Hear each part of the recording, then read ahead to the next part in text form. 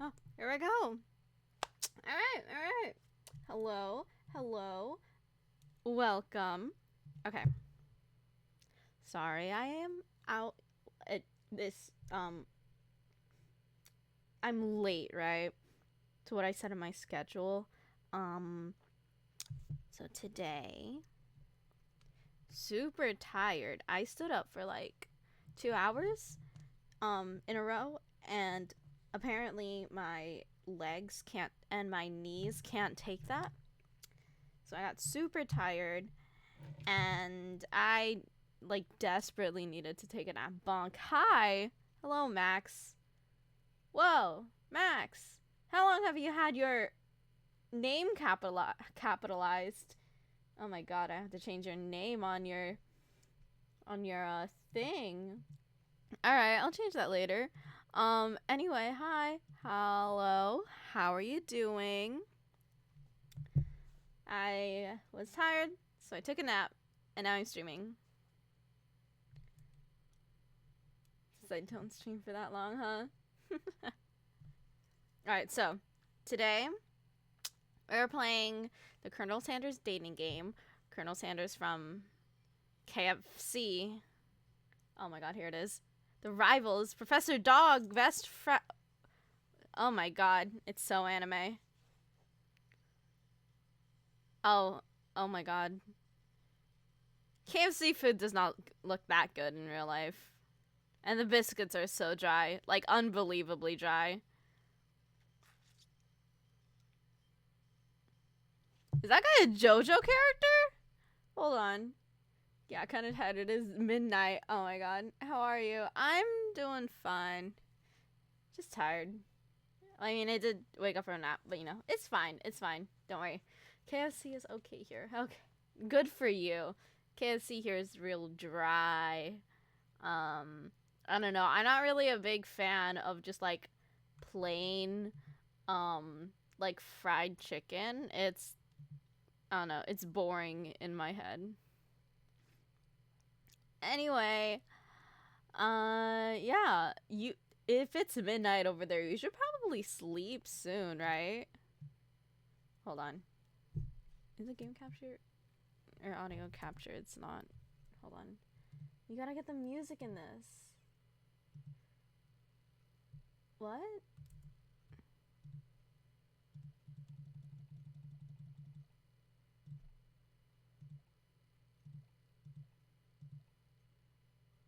Huh? Wait, hold on. Wait, what? Okay, hold on. I'm looking at my audio mixer, right? Trying to get this game audio to go through. And when I click this to get the sound, the bar that's moving isn't the one for the game audio, it's the one for my mic? What? Okay, that one's for my microphone. Hold on.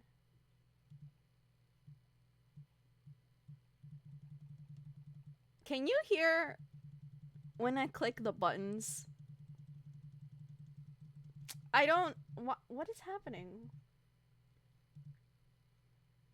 I mean, it says it's. Oh. Okay. You guess. Okay, hold on. I'll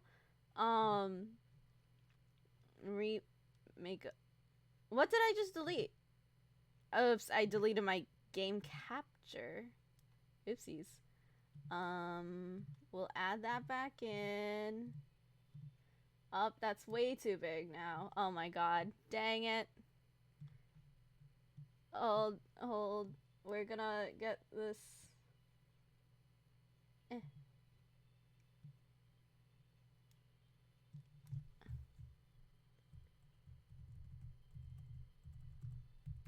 Okay. Okay, that should be good. And now the audio.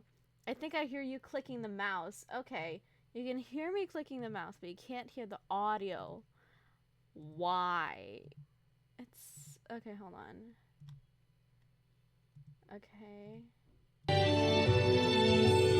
Oh, there you go. There it is. It's pretty loud though. Here you go. Can you hear the music now? Sorry. Yeah, I turned it down, don't worry. It was at like 100%. Oh my god. That's kind of dumb. It just fully, like, full sent it. I am so sorry. But hey, at least we know it's working now. Alright, okay, so, new game. I don't actually know anything about this. Okay, before we get started, tell us your name. Axorcia.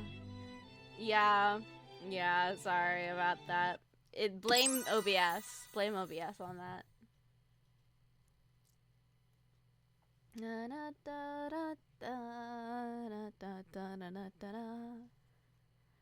I don't know how I feel about this. Like, what is, like, the chicken and biscuit? How dare you blame me for that? I would never do anything ever. I never do anything wrong whatsoever. It's simply not a thing that I do. Oh my god. Okay. Okay, so this is supposedly my room, right? We got a picture of a chicken.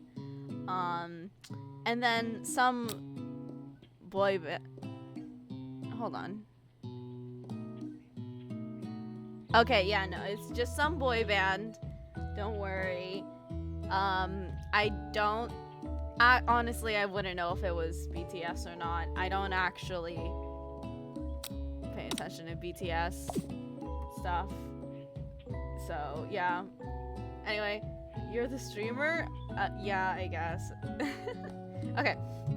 You sleep softly as the morning sun casts a warm glow through the window of your modest student apartment. The world is peaceful and serene. You could stay in the moment forever. Oh, you could wake up. Now. Your first day of culinary school is no time to sleep in. Oh my god. Smack that clock. Up and at 'em. Okay, we'll be good. We'll pick good choices this time. Also, who has an actual chicken? Okay, look. First of all, who has a chicken as their alarm sound? Second, who has a chicken and not a rooster? Isn't it supposed to be a rooster? Hello? Lying in bed, you stare at the ceiling, thinking about everything that awaits you at the prestigious University of Cooking School. Academy for Learning. What? The prestigious University of Cooking School, Academy for Learning. What the heck? Who doesn't have it? Yeah. My alarm earlier today to wake up from my nap was like, it was the very beginning of Sakura Kiss, the theme song for Oran, but like apparently at max volume. I don't know why. So, you know, it was fine. My ears died a little. It's cool. It happens. Your mind begins to wander. Who will be there? What will you cook? What should you wear? Time begins to fly by, and you find your imagination getting away from you. You need to take this seriously. I better make sure to arrive prepared for the first day. You bust through your morning checklist. Teeth equals brushed. I don't like that I said equals out loud. Okay. Teeth are brushed, hair is combed, pits are deodorized. Nothing can stop you now. You confidently grab a biscuit, strut out the door, and head off to class. Just what you need to get the blood flowing. Oh god. Okay. Standing in the quad, you gaze upon the magnificent University of Cooking School Academy for Learning. Here comes your lifelong best friend forever, Miriam. Aw, she's cute. She's the most adorably awkward person you've ever met, and you absolutely love her for it. Good morning, Axo. Are you excited for the first day of the rest of our lives? Actually, because I sure am a little nervous. Okay, a lot nervous. It's just that this morning I made breakfast for myself, but, well, when I ate it, I couldn't taste any love in the food. What if I'm no good? What if I fail? Classic Miriam. Raised by master chef parents, she always held herself to very high standards. Ever since we were little babies playing together, and you rescued me from that quicksand box. Huh? It's been clear to me that you're the most loving, caring person I know. You're going to do great. Quick sandbox? But with University of Cooking School Academy for Learning's famous 3-day only what? 3-day only semesters. I'm afraid of being left behind and never catching up. Excuse me? Okay, a sweet girl Miriam has always had a flair for the dramatic. This summer she got so nervous about her first kiss that she chipped a tooth practicing on a mannequin? Should you pep talk her or change the subject to give her some relief? Pep talk her. Remember last month when we saw that fortune teller and had our tarot cards read? The lady with the mask who gave me nightmares? I've been trying to forget. I know she looks spooky, but she was so sweet. And she told you that you were destined for great things. Remember that card with the fancy-looking tower? And the other card featuring the handsome fellow in the red suit? The Magician's Tower and the Devil?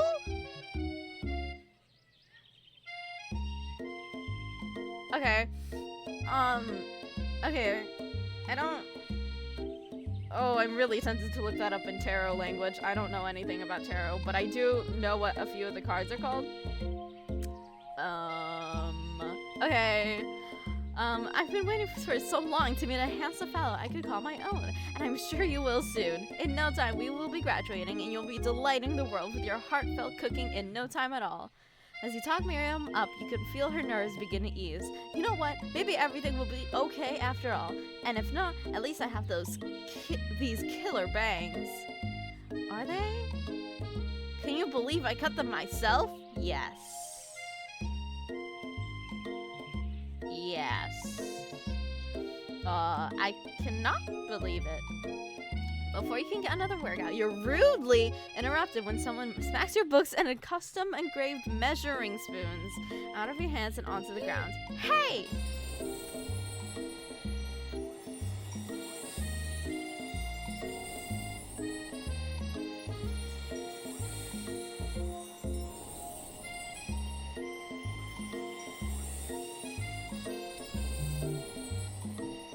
Okay, she's cute. Oh my god, her name though? Okay, hold on. It's... Okay, I know that's supposed to say Ashley. You don't deserve that name.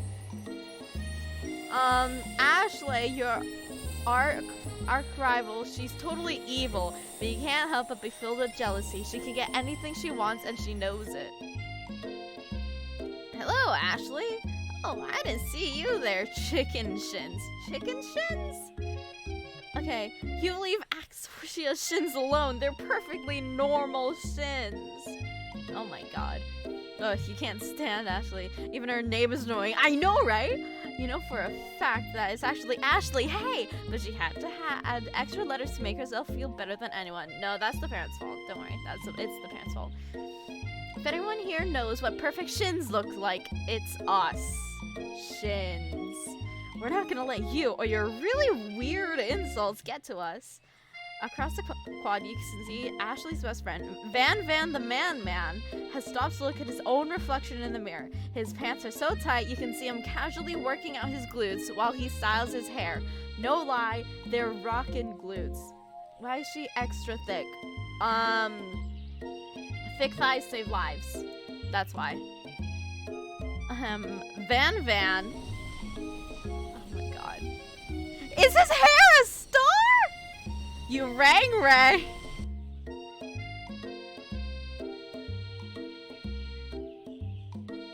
Wait, his shirt is only this one front panel.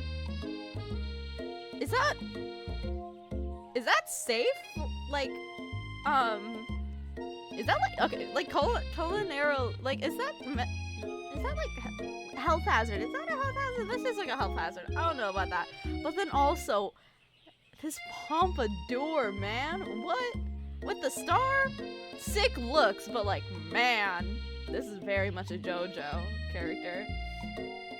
You've never been sure what their arrangement is, but as long as you've known them, Ashley and Van have been just as close as you and Miriam, but substantially more devious.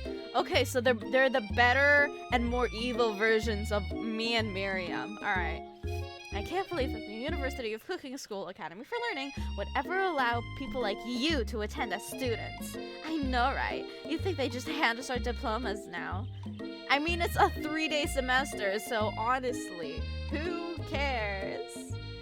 Or maybe hire us on as professors. You amateurs can learn a lot from us. With the first day of school about to start, there's not time to properly tell these two off, so you resist the urge. Let's go, Miriam. Psh, see you later, losers. Oh my god, Jesus Christ. Hello, David. Welcome. As you approach the window, you see a goofy-looking kid pushing hard against the window directly next to it. Uh-huh. Oopsie. I think it's broken. What? Did you break the window? You reach forward and easily pull the door open. Oh, okay. That should do the trick. I love you. I think you mean thank you? My name is Pop. I was named after my Pop. He's old. Could someone like this also be a student at the school? He must be one heck of a chef. His name tag clearly says Bob, but I guess he's reading it upside down. Hi, Pop. I'm Axorcia. So, are you gonna make me hold this door all day? No! And with that, the young man walks into the building ahead of you. Is it just me, or is he kind of cute? No. I think it's just you. I agree. You both shrug your shoulders before following him into the building. You stand at the... hold on. Okay, hold on. Who is this guy? I don't know who this guy is. Who is this guy? I don't know. And then we have a bucket of chicken, world map, a triangle, some sigmas, pi, 3.1415.1592. Okay, yeah. And then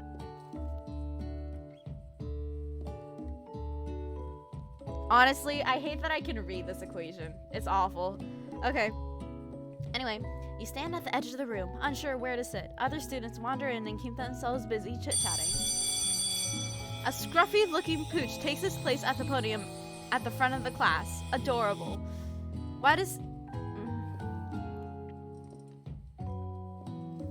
he have a human face? Alright. His name is Sprinkles. Okay. Now, quiet down, everyone. Who is this unreasonably cute Pop, and why is he in our culinary class? I know, right? That seems like a health hazard. You must be Sprinkles, head instructor and CEO of UCS AL. This thing is... Okay. Please, call me Professor Dog. I may be cute and a little fluffy, but I still demand respect. Woof. Hold on, if he wants us to call him Professor Dog, why does his name tag say Sprinkles?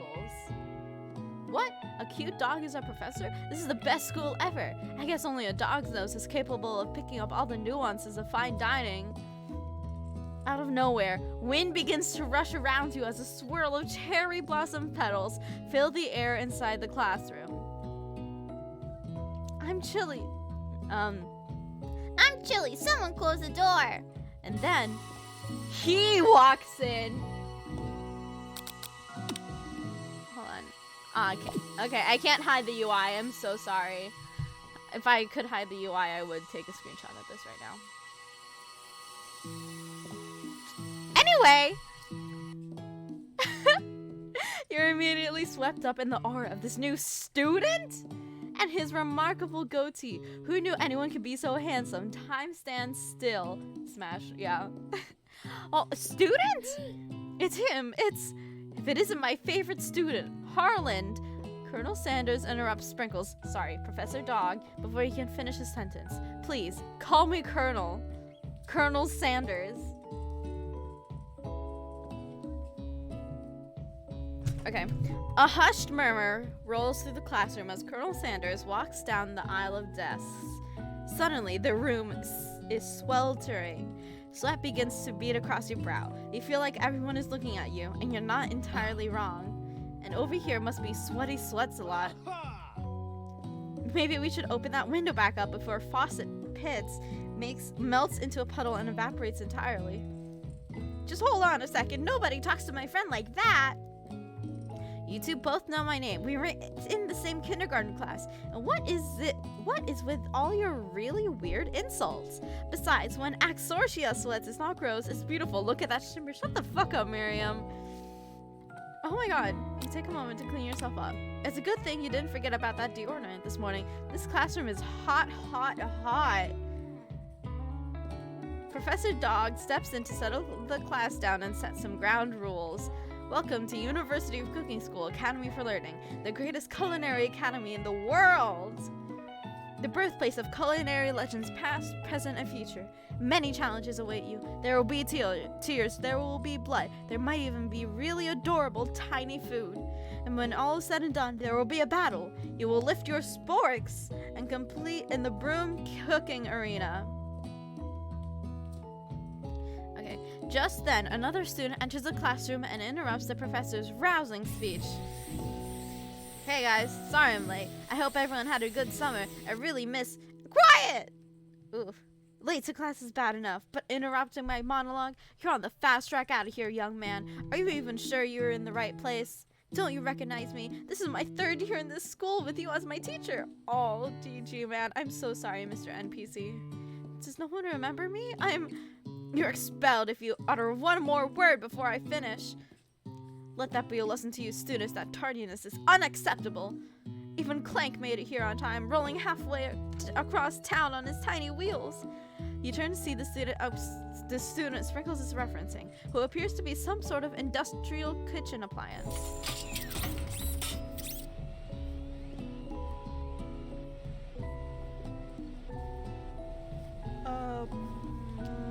Okay. What is okay. The class bursts into laughter. Oh, Clank, you rascal. What machine is this? Okay. Sprinkles walks in the classroom as everyone stands in silent obedience. When he gets to you, he lifts his nose into the air and takes a deep sniff. Ooh. Your diet is lacking. Based on what I'm picking up here, you definitely need a multivitamin. You should be taking better care of yourself. You've never had a talking dog as a teacher before, but Sprinkles' reputation for being smart is tough. But tough is well known. You decide to butter him up by giving him a treat from your pocket. But what kind? A chicken stack, obviously. You reach beneath your apron and return with a chicken snack in your hand. Sprinkles' eyes go wide as he locks onto it. His favorite! Nice! Well, I think there might be some competition for our new star student. The furry professor immediately devours the snack, leaving your hand slick with a coating of warm doggy drool. Ew. You see the other students eyeing you jealously, but pay no mind to them. If they wanted to succeed in life, they should have learned the importance of carrying a range of dog treat flavors on them at all times. Yeah? Settle down, young chefs, take your seats, and prepare to have your minds open to the amazing possibilities of culinary creation. As everyone rushes to claim their favorite seats, you're left standing at the front of the room. Only 2 options remain. Hey, Axorcia, there's still a seat here. It seems that no one has claimed the seat next to me, if you're interested. 2 good options, but which will you choose? Best friend or Colonel Sanders? Sorry, Miriam. It appears he brought no books, pens, or pencils. However, his perfect upright posture shows off a seriousness that makes you confident in his desire to learn. He does have a pen, though. It's right here in his little arm sleeve. Thanks for offering me the seat. I've only had 2 rules. Do all you can and do it the best you can. It's the only way you ever get that feeling of accomplishing something. Okay. Bye, Max. Have fun doing whatever you're doing. I will be here playing Colonel Sanders. That is so inspiring. A little off topic if you ask me, but okay. As soon as you're settled into your seat, the professor makes an announcement. Bye, have a good night, sleep well, have weird dreams. As soon as you settled into your seat, the professor makes an announcement. Think fast, it's time for a pop quiz. Yay, a quiz about me! This incredibly important and surprisingly short quiz will tell me if you're ready for life at culinary school. Keep your knife sharp and your focus sharper. Here comes question number 1. If A is traveling to point B and train B is traveling to point A, how important is it to wash your hands before cooking? Extremely. Look at you, Pop. That's right. Okay. Forest is to tree as chicken is to feather. That's right. What's the most efficient eating utensil ever created? A comically oversized fork, a meat tenderizer, or a spork? Okay, so one of the KFC's things is it gives you a spork instead of like it gives you a spork instead of like a spoon and fork thing. So that's why the sporks are here. What food is best for a broken heart? Anything, as long as it is prepared with love and not too much salt. Camel meat, or a pancake that looks like a silly face. That's right. It sprinkles a good boy. Yes, he is the best boy. That is right. Your total score is perfect. Wow, be honest. Did you cheat? You look up to see that Colonel Sanders has been watching you tally your score. He's impressed. I know that we just met, but I have to confess. I think you have a beautiful brain. He got the hearts. He got the hearts. Hot diggity. Oh my god. You just scored some major Colonel Sanders points with that performance. May I have your attention, students? I have an important announcement to make. Time for lunch. The Stewart Cafeteria. Okay. Wow, the cafeteria is as nice as any restaurant you've ever eaten at. It makes sense that a school dedicated to cooking would also be serious about eating. A delicious fragrance wafts through the room and tickles the end of your nose. Your mouth waters. I'm guessing it's gonna be chicken. Do you smell that? That must be her lunch. It smells crazy good. Everyone, can I have your attention? Is it about lunch? No, I just wanted to apologize for my tardiness. You see, Howdy, folks. I'd like to make an announcement. Hey, It's about lunch. Everyone cheers. But Shh! Lunch! Lunch! Lunch! She said shh. In honor of the new semester, I've prepared something to share with everyone for lunch. That must be the smell I smelled. Indeed, that smell. You hold your breath, waiting to see what this mysterious student has created. You've heard that he's very talented, but were the rumors true? Is this? Colonel Sanders lifts a large bucket above his head. Its contents glimmer in the light. Piled high are huge pieces of chicken, breaded and fried to a crispy golden finish. The aroma envelops you, and you begin to feel warm and safe. Colonel Sanders has lifted a bucket with chicken. What a novel concept. Your stomach begins to crumble, as if to say, stop thinking and start eating. For years, I have been developing a secret recipe for this perfect fried chicken. Is it in a blend of like 11 spices? Or 7 spices or something? Something like that. Oh, 11 herbs and spices. Oh, so close. By my calculation, nothing less than 11 herbs and spices are required to achieve the perfect balance of flavors. You look around and notice that every other student has a pen and paper and is scribbling notes as fast as they can. But that's all I'll say about that. What do you think? What? You think we want your stupid secret recipe, dude? Pshaw, nah, my dude, nah. I'm just drafting a last will and testament in case one of those ingredients is poison. Got him. Oh, I don't know about that. The eyeliner looks... It looks fine. Mine is better. Obviously.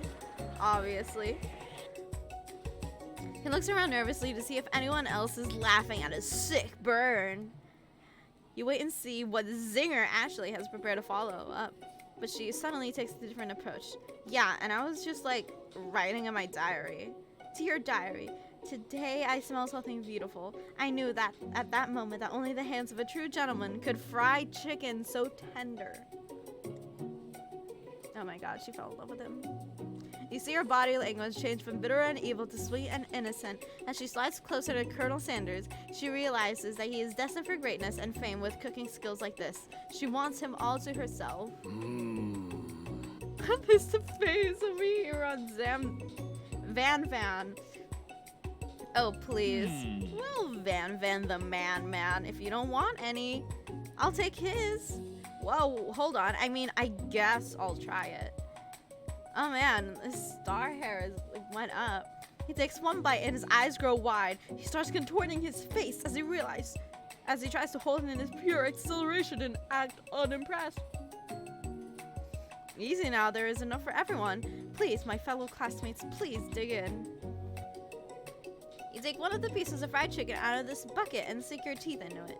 It's amazing! Tasting Colonel Sanders' food transports you to another dimension. Alone with your taste buds, gripping a drumstick in your hand, you float weightlessly. Okay, hold on. Focus your mind and meditate on this moment. Try and identify every flavor. Savor the moment and everything that it tells you about Colonel Sanders' culinary heart swim towards the light. We're gonna do this one. The flavors in your mouth are beautiful, pure, heavenly. What a guy! Along with the flavors, you feel something that can only be described as love. For a man, for flavor, are they the same? After tasting his food, you try to get some one-on-one time with Colonel Sanders. He smiles ever so softly as you approach. He stops what he is doing and allows you to break the silence. Colonel, I wondered if I could talk with you for a second. Anything for a fellow chef. What exactly was on that chicken? Haha, how bold of you to come out and ask. Is that a chicken stuff? I had an idea for a new combination of flavors that I will make my fortune and establish my legacy for all time as I open a chain of highly successful fried chicken restaurants. No big deal. It's just you and me here talking. I can keep a secret. In fact, I've got some of my own that I'd be willing to trade. What's the rush? The semester is only getting started. We've got 2 more whole days to get to know each other. He's clearly not going to give it up easy, but it doesn't hurt to be persistent. You know what they say about secrets, Colonel? Shouldn't learning be fun? Aww. You've got moxie, I'll give you that. Colonel Sanders looks both ways to make sure that you're truly alone, and then leans in. You can feel his breath warm as he whispers, just one ingredient, you can't tell. I used, it's something my great-grandmother told me. Woo! Wow! You never would have guessed that. In fact, you're not even sure where you'd get some if you searched. Wow. While you're wrapped up in that huge revelation, you notice that Colonel Sanders has disappeared. While everyone is still in the cafeteria, you decide to look for him. You find him outside, standing in the quad. Oh, it's you again. Howdy! Sometimes I like to come outside and look at the school buildings. I think about how my story will continue on after I've graduated. It sounds like you have big plans. I dare say the biggest. I will leave my mark on this world. You can bet on that. Alone together for the first time, you figure now is the perfect moment to show your personality to him. Neg him to show your own strength. Wow him with a big idea. To add an additional ingredient to really spice things up. Be modest but thoughtful. We'll do this one. Well, I just wanted to tell you that I really enjoyed your food. Now you've got his attention. Sweet. The flavors were complex but comforting. The interplay between salty, savory, and peppery. It was perfect. I appreciate the compliment, Axorcia! I'm sure you'll be a big success. I know we've only met today, but I'm starting to get the feeling about you. The same feeling about you. We should head back inside. The next lesson starts soon. You step into the massive cooking arena, where the afternoon lesson will take place. Each student gets an oven and all the tools and ingredients that they could need. Look at this place. It's magnificent. Finally, we get to show our stuff. Wait a second. Oh no, we have to show our stuff. What if I totally blow it? You're not gonna blow anything, except maybe kisses to the crowd of fans you're gonna earn with your signature adorable tiny food creations. Welcome, students, to the cooking arena. For today's lesson, we'll be cooking with partners. Hurry up and pair off. Naturally, Miriam looks over to you, unable to control yourself. You pounce on Colonel Sanders.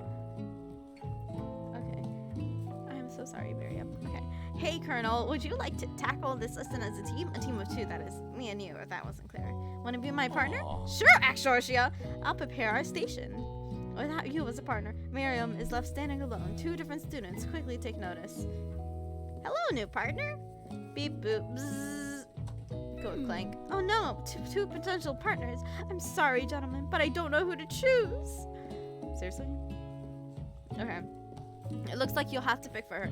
Friend duties can be a little awkward, but that's the price you pay for not being alone forever. Who do you want to ask to be Miriam's partner? Clank, Avi. Sorry, Pop, but I think Miriam will be partnering with Clank today. It's okay, I already ate. What? Okay. It's not entirely clear if Pop has any idea what the point of school even is at this juncture. Clank is clearly excited to have some attention. He heats up and begins to roll back and forth. Warp, warp, warp. Hold on there, fella. We don't even know the assignment yet. Technically, Clank might not have a face, but there's something charming and earnest about him. Bzzz. Tissue, I hardly know you, haha. What? Clank judders and a panel shakes loose. You get the impression that this is a sign of affection. Looks like you two will be fine. Now it's time to focus on your own cooking classwork. Alright, you two. For today's lesson, we're gonna keep it simple. Pick a basic dish and divide up the steps. No chef is an island. It takes 2 flints to make a fire. You get the idea. No, it takes 1 flint and 1 rock. Or something. Right? Hold on. It takes a flint and a steel to make fire. Okay? I learned from Minecraft. Alright. Which dish do you suggest to your partner, Colonel Sanders? Steak tartare seems easy enough, it's fancy, and you don't even need to cook it. True. Using octopus will blow Colonel Sanders' mind. Your grandmother's mashed potatoes and gravy. It has to be the potatoes and gravy. Obviously, I've eaten KFC before. I've always been something of a down-home chef. I was thinking we could make something warm, inviting, comforting. Maybe mashed potatoes. And gravy? I couldn't imagine one without the other. Colonel Sanders casts a coy look at you, causing your whole face to go beet red. Embarrassed, you turn away. I'll go get the potatoes. No, please, let me. Picking produce. Wait, what? Picking perfect produce is a passion of mine. Looks like things are getting pretty fresh around here. Does someone have a crush on Colonel Sanders? Bitch, you do too. We're just cooking partners. Mind your own business. Sanders' heart is my business, and you better keep your fingers off of my man. Did someone call for me? Van. Whoa, battle music started. Oh, no, geez, Van. While I'm over here crushing Axorcia's dreams, you're supposed to be taking care of our classwork. How's the deal, remember? Why am I hearing rock music right now? Colonel Sanders returns his arms full of peeled potatoes. He tosses them into boiling water as he turns his attention to you and your old friends. Oh, howdy there, Ashley, Van. Are we working in a quartet instead of a duet now? Actually, no. It looks like Axorcia was struggling, so we offered to give them a hand. You know how it is. These young amateur chefs need a lot of mentoring. I was gonna say, Colonel Sanders, maybe I can also teach you a thing or two about fancy food. Maybe one day you might be able to get to my level. Ha! Doubt it. Don't be rude, Van. Personally, I have no doubts whatsoever about Colonel Sanders' ability to concoct creations worthy of admiration. After all, your fried chicken was quite spectacular. But Colonel, if you ask me, I might make a better partner for you than this thing that positioned itself at your station. Don't you feel deep down that we can cast complementary shadows? We fit together like thigh and a drumstick. It just makes sense. Oh my god, why is the music so rough right now? Okay, nothing about this makes any sense. But one thing is clear, she's coming for Colonel if you don't watch out. Ashley is rarely going at you hard. You need to ask for some backup here before things get ugly. Turn to Colonel Sanders, hunk of hunks in your time of need. Turn to Miriam, forever bestie, who always has your back. Is the music done? Oh my god, no! Okay. We'll go over here. I'm here to learn and how to express myself beyond my cuisine, not bicker with prima donnas. I need to keep up with the voice. Okay. Partners were chosen at the beginning of the class, so just all respect the format, okay? You turn to Colonel Sanders to confirm that you're on the same page. I chose Colonel Sanders, and Colonel Sanders chose me. Isn't that right? A businessman respects all fair agreements, from contracts to handshakes. I took on Axorcia as my partner for this activity, and I stand by it. Based on your team's behavior, I'd say you're perfect for each other. Neither of you has Axorcia's natural talent or their loyalty. Being defended by Colonel Sanders leaves you feeling proud and full of potential. You look for Sprinkles in hopes that he might step in, but he's nowhere to be found. But darn those cute corgis and their short but sturdy stature. You look down at your station and realize that in the tension of the moment, your hands have been cooking on autopilot. Distracted by the drama, you've already crushed the boiling potatoes into a perfectly creamy mashed potato, or texture, with plenty of butter and cream for flavor. It's as if your natural passion guides you through the steps you know so well, while your attention went elsewhere. I know just what to do. Colonel Sanders extends his hand. He's holding a beautiful white porcelain gravy boat, out of which pours a smooth brown gravy, smothering your nearly finished potato dish. Gravity flows down the... The music changed. Okay, I don't have to keep doing the voice. Okay. Gravy flows down the mound of mashed potatoes. The results look spectacular. Granny would be very proud. Colonel Sanders holds a spork out to you. You reach out and grab a hold of it, but he doesn't immediately let go. The two of you stand holding the same spork, and for that small moment, all of the madness and pressure in this crazy world stops. Your eyes locked. The moment is electric. Time stands still. If you love something, set it free. Together, you dig the utensil into the mashed potatoes and lift a heaping sporkful up. When you see Ashley with a sinister look, you know she's planning against you to be with Colonel Sanders. And then, filled with rage and without thinking, you fling the sporkful of mashed potatoes right into Ashley's stupid, beautiful face. Van, do something, do something! Scooping up a fingerful, Van tastes the dripping mashed potatoes and gravy and realizes it's delicious. Horrified by this revelation, he slinks away. Will he ever be able to cook something with so much love and integrity? Hold on right there, Axorcia. We do not waste food of the broom cookie. Irina, Colonel Sanders, I expect better from you. If you throw one more spoonful, you both be better prepared to eat it from wherever it lands. Can I have potatoes, please? Van rushes over, a covered dish in his hand. Mashed potatoes and gravy, pathetic. In just a few minutes, I prepared a full meal. Gaze upon my specialty. Braised tentacle of octopus and my silky saltwater sauce, plated on a battle axe blade forged by my supreme chef ancestors.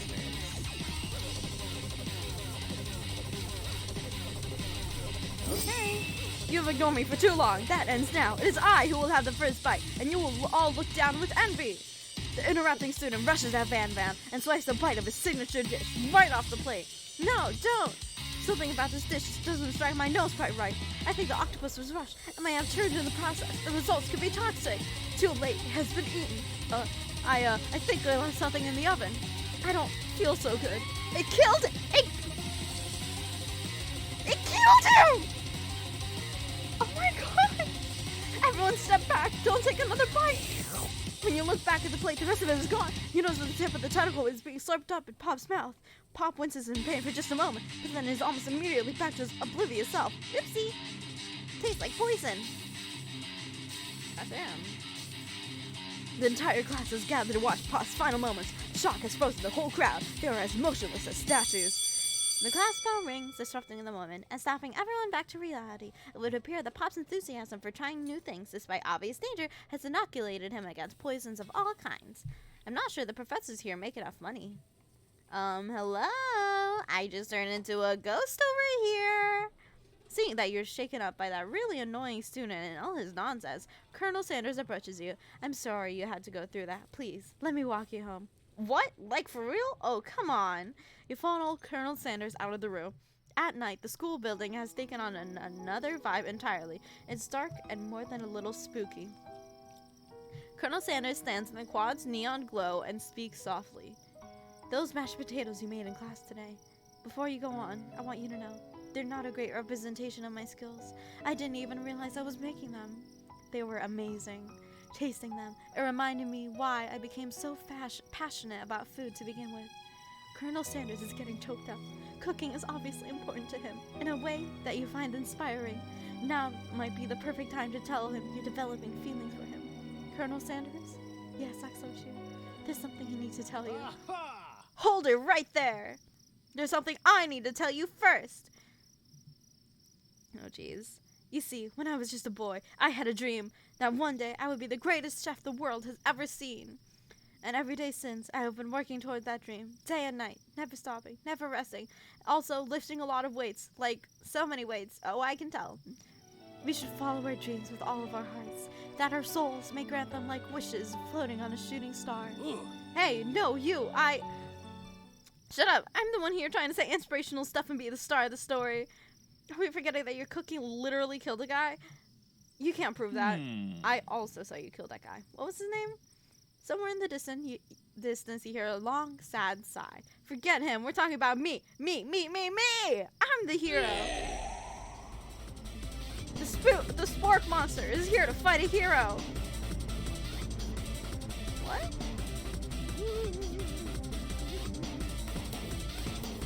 I think I left the fridge door open. Later, nerds. Okay. Sorry, I yawned. How dare you threaten me just as I was letting down my guard and connecting with another chef on an emotional level. Be afraid, be very afraid of me, because I'm a monster, see? Is he rhyming on purpose, or is that just a coincidence? But before you can discuss syntax any further, it's a turn-based fighting sequence! What will you do? You decide to go on the attack. Which attack will you use? Cook with love. Cooking with love does 1 damage. Seriously? It just got real. The attack really upset Spork Monster. Spork Monster goes on the attack. They spit hot gravy at you. You take 1 damage. You decide to go on the attack. It worked last time, right? Cook with love. Does 1 damage. Won't forget this. Really threatened. Uh-oh. How will you respond? Defend! You decide to defend. What defense will you use? Trepidation. You hold your head between your hands and mutter, this is not happening, this is not happening, this is not happening, this is not happening. Spork Monster is no quitter. Buffed up and ready to rumble. They go on the attack once again. Spork Monster uses utilitensile. You take 2 damage from the attack. If you take much more damage, you're not going to survive the battle. Attack! You decide to go on the attack. Cook with love. Cook with love. This is 1 damage. Spork Monster is oozing cheese sauce onto the lawn of the quad. I wonder who's going to have to clean it up. Feeling vulnerable. The Spork Monster prepares for its ultimate attack. Rounded edge.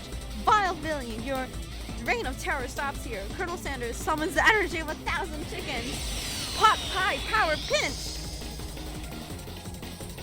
He has some city hanging out.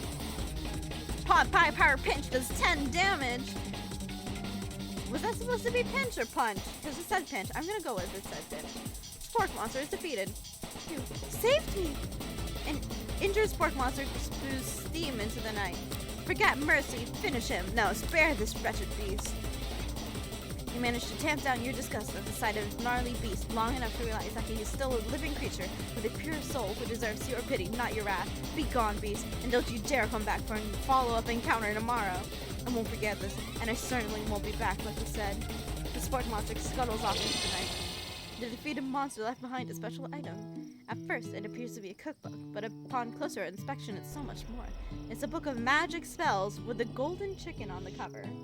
You open the cover and find a library card tucked inside. The last name to have signed it out is Borko. Borko, that name sounds strangely familiar. Your blood is pumping in your hand, as you stand in the quiet of the night, holding the mysterious book in your hands. As you come down from your battle buzz, you realize that your final attack left you completely depleted. The world around you begins to fade away.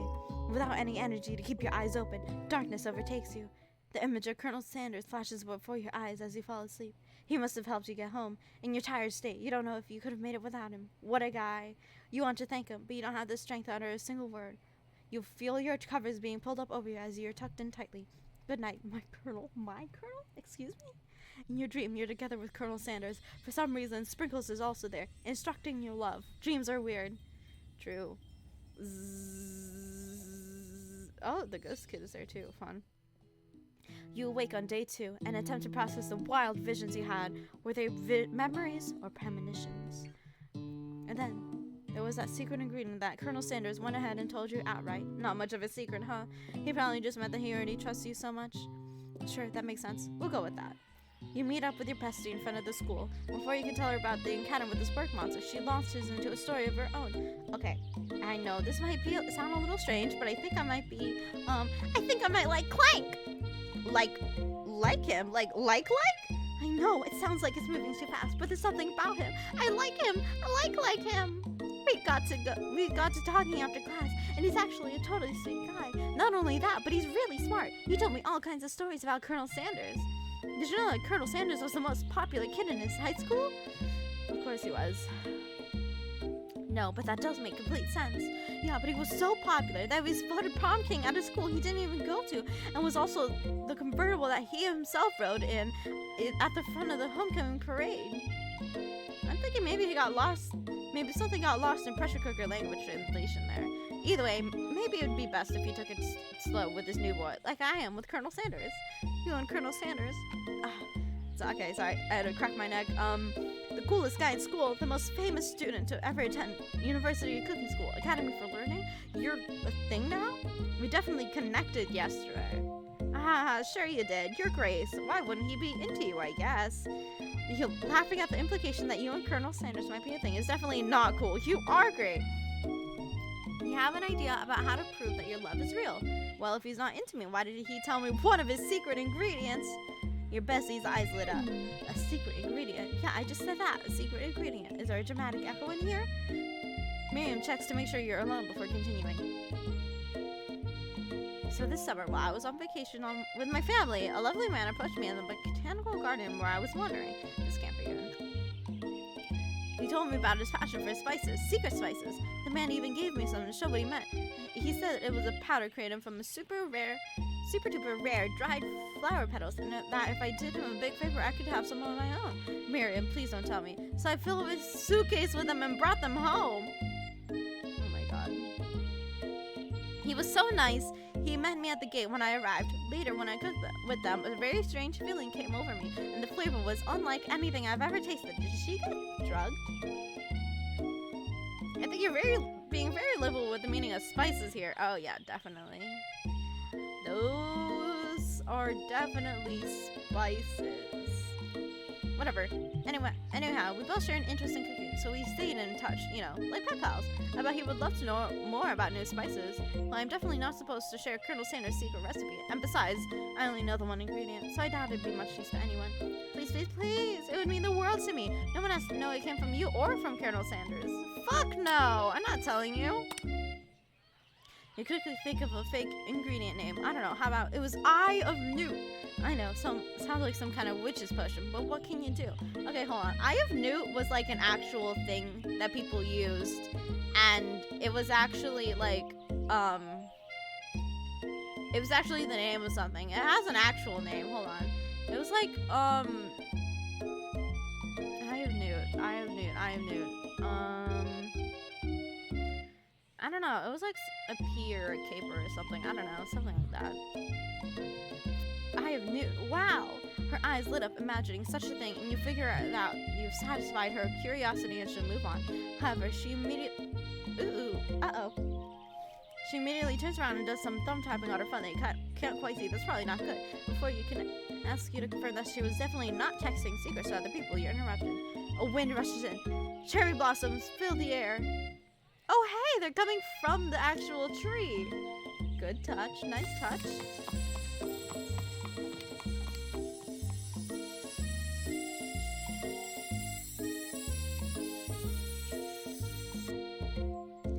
It's Colonel Sanders! He's arriving at school. Stand back and admire his majestic glory. Without acknowledging that he's being watched, he does a short horse dance before dismounting with a flourish. He then slaps the beautiful creature gently on its rear, sending it running free into the countryside. You are so struck by the sight of him that you lose the ability to speak coherently. Oh, I didn't realize anyone was watching. Don't worry, he knows his way home. You attempt to compliment Colonel Sanders, but the words don't come out exactly right. What a horseful beaut you have. What a horseful beaut you have. Dang it, that's what I just said. Being a good friend, Miriam attempts to cover for you. Axorcia just gets really nervous around people they like. How dare you, Miriam? What? This is not helping. They got food poisoning and were up all night. It was gruesome. You should have seen it. She gives you a wink and a smile as it's a situation handled. Can't blame a girl for trying. With that, Colonel Sanders disappears into the school, leaving you and Miriam to follow.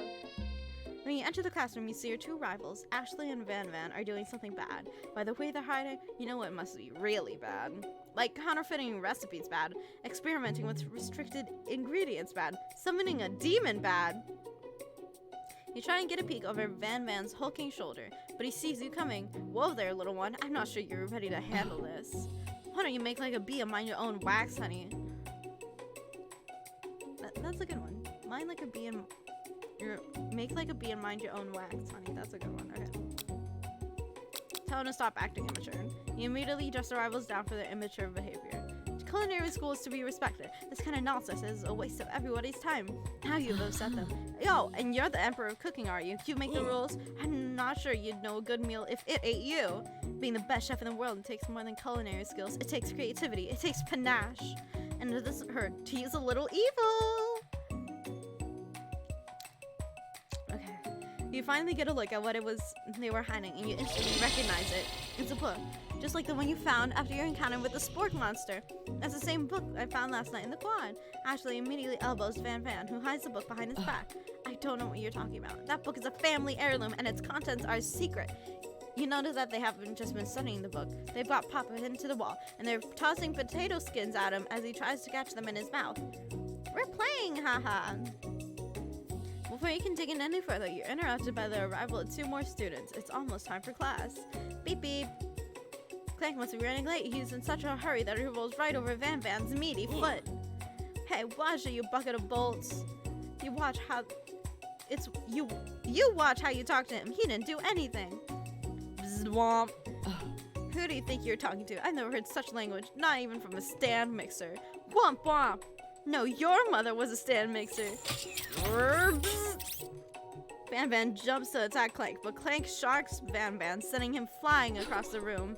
Protect me, Colonel Sanders. These crazed men are about to come to blows. I think it must be over me, but I'm not interested in either of them. Ashley's tone has changed in an instant. She bats her eyelashes at Colonel Sanders. Surely he must know that this is a ruse, right? No, he doesn't. Gentlemen, get a hold of yourselves. Save it for the arena at least, or don't. Honestly, what do I care? I've got lots of career aspirations to focus on. Maybe I can help you with your business plan. Okay. I think I need water. Alright, hold on. I will be back. I am going to get myself some water. Water. BRB getting water. Hydrate or dehydrate. Alright.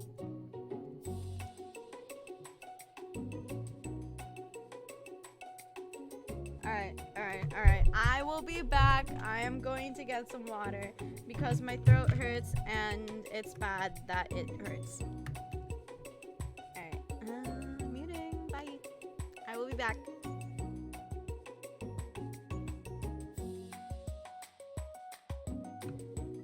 Save my face in like a good expression, you know?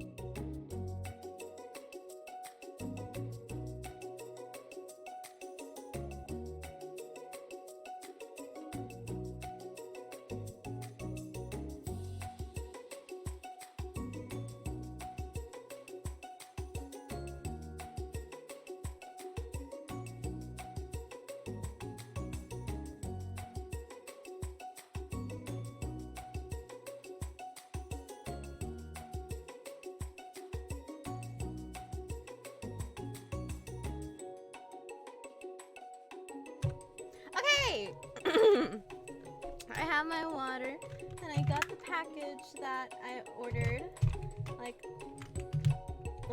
a little while ago. It arrived today, apparently, so I have that now. All right. Let's see. Let's get rid of this text. Yes, all right, let's go. Okay. Just then, Sprinkles arrives to signal the start of the class, the true start of class of. Oh, fuck. All right. Just then, Sprinkles arrives to signal the true start of the class day. He's panting, which doesn't seem that abnormal. He's a professor, but he's also a dog. Students, please take your seats. I apologize for my late arrival. I spent the morning chasing a car all around town, and my tiny legs are very, very tired. But I'm here now, and I hope you're ready to learn. Rub his furry dog belly. He loves it. After he catches his breath, Sprinkles regains control of the classroom. Without further ado, we'll review the global history of my favorite fowl, the chicken. Sorry, I have my water here with me. Okay.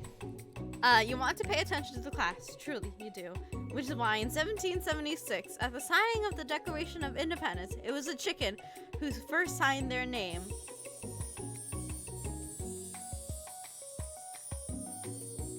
No! I mean, no, not really. I mean, like... Well, I mean... Okay, it was like... Well, I mean, I guess it was a chicken, huh? John Hancock? Okay, yeah, I'll give it to you. But you can't help but daydream about Colonel Sanders, and you miss most of the important parts. When you come to, Sprinkles is holding a tray of food in front of you. Well, Axorcia? Naturally, this appears to you to be a sample platter. Which item do you want to sample?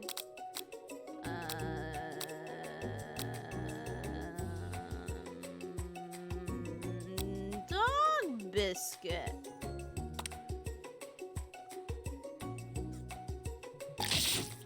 Ah! I never even got to taste it. The spork monster. Borka, what are you doing here?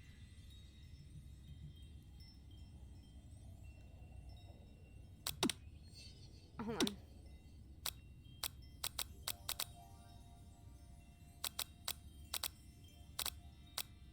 What part am I even on?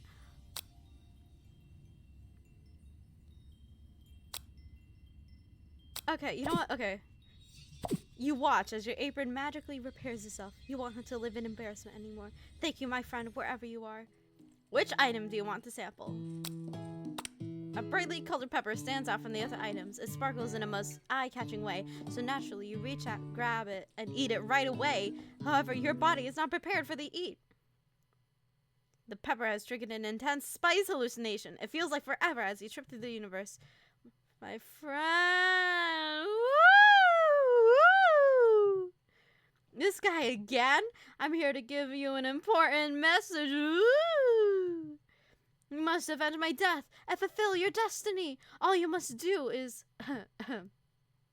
I was saying, to fulfill your destiny, all you must do is... Sorry, I think I've still got some spice stuck in my throat. It's fine. I'll work through. To fulfill the prophecy. You'll feel yourself begin to regain consciousness. No! Aw, man. You come to and find everyone is staring at you. That pepper was the last of its kind on Earth, and now it's gone forever. You think to yourself, geez, I better pay attention. We all make mistakes. I'm sure he'll forgive you someday. Come on, it's time for lunch. Okay, hold on. I want to go back. Go back to the 5th bite. No idea what it is, though. What? I don't... These aren't labeled chapters, though.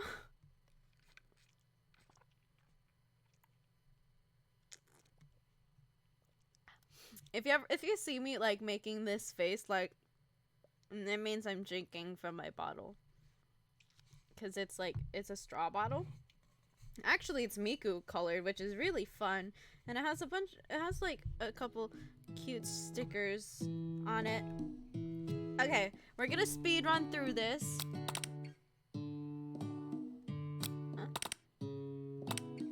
Oh, okay. We're gonna speed run through this. Okay, hold on. This is going that fast, right?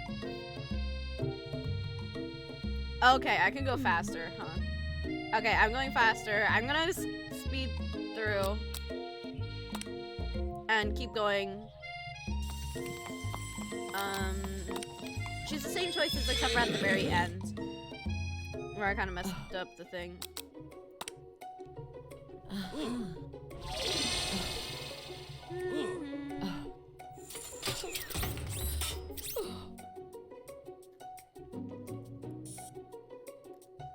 Naturally.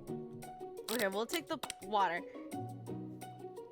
You grab the glass of water and gulp it down. It's cool and crisp, like the purest snow melted by a mountain spring. Hey, that was mine. It was from my favorite toilet. You owe me $6.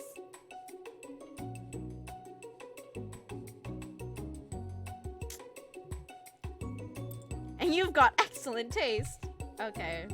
Yes, yes, yes. Wait, do I have the thing on where it's like if you send emotes, it shows up on the screen? Can you test that, David? I think I... Did I turn that on? I'm not quite sure. Hold on.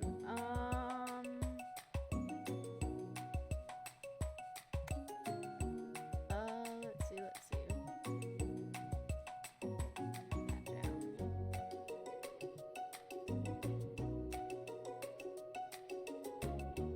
Okay. Thing is refreshing. Okay, well, that's being tested. Oh, it does. Okay. It does show up on the screen. Fun. Okay. There you go. There you go. Alright. And you've got excellent taste. I should probably, do the, whatever. I'll do it later. Okay. And you've got excellent taste. You think to yourself, geez, I should pay better attention. We all make mistakes. I'm sure he'll forgive you. Someday? Come on, it's time for lunch. Before anyone can relax, the cafeteria lights dim. Your arrivals enter to make a dramatic announcement. Today's lunch will be prepared via timed competitive cook-off.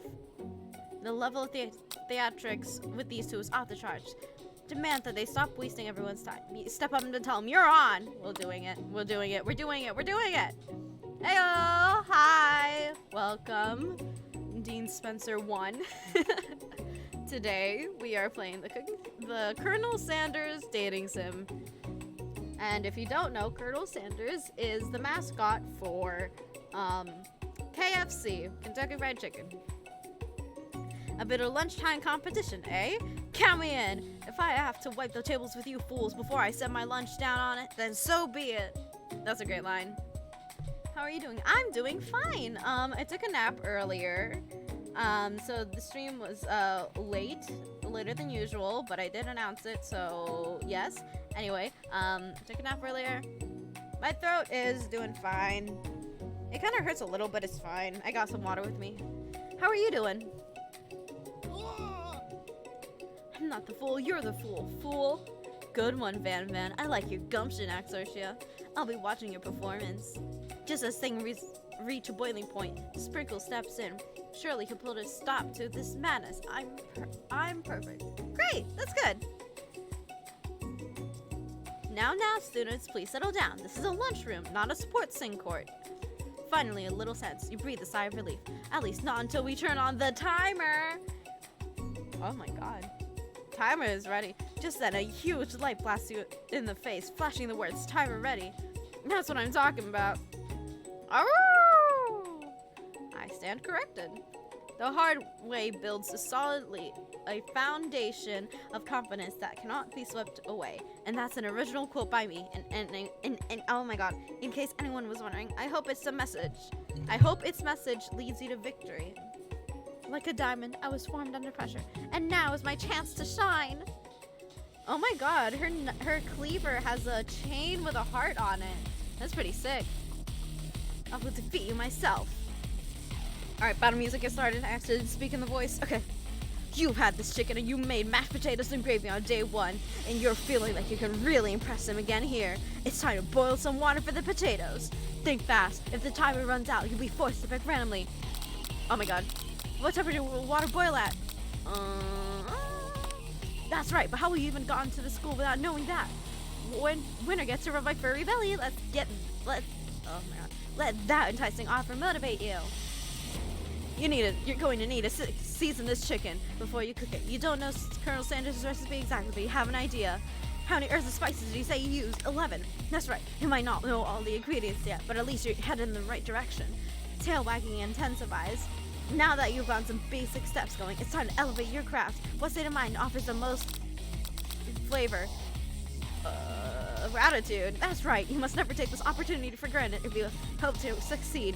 Your classmates are rooting for you, but Ashley is simply stronger and faster than you. You better pick up the pace if you want to survive.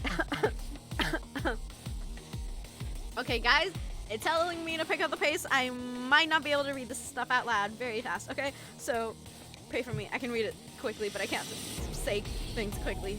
I mean, I can say things quickly, but I can't say things right quickly. Alright, we got a speed run. When you were a child, your father told you to never forget where you came from. Every day you made it's advice to draw energy from that place. Where does it come from? Big dreams aboard. That's right. This is your shot, and you're not going to miss it. Happy Valentine's, by the way. Yep. Happy Valentine's. Well, I mean it's wrong, but you know, Happy Valentine's week, if anything. You know.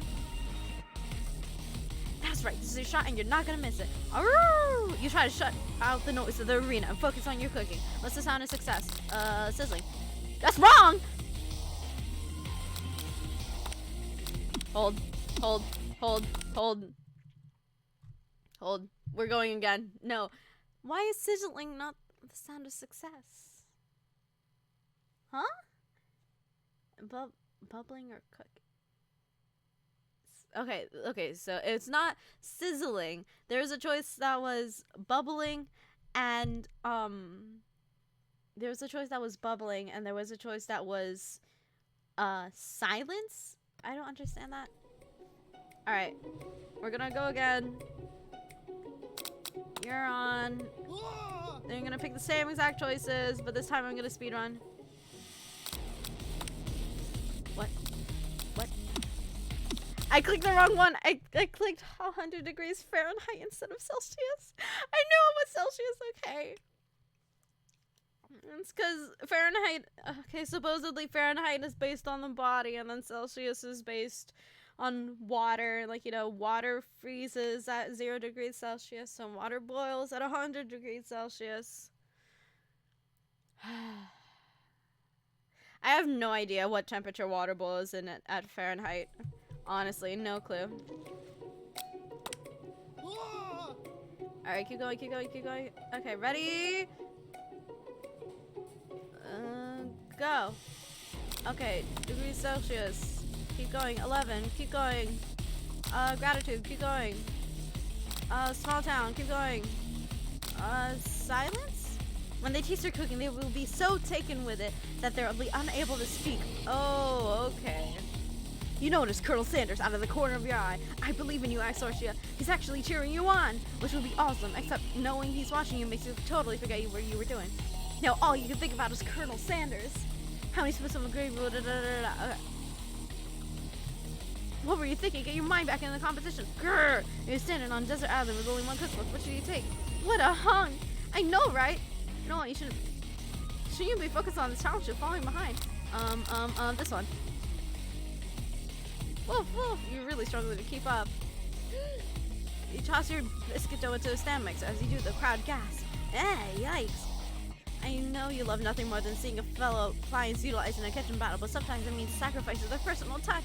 Or you might not have any hands, but Axorcia does, and a good chef needs to be touching the dough to know when it's properly mixed. There's an easy way and the hard way.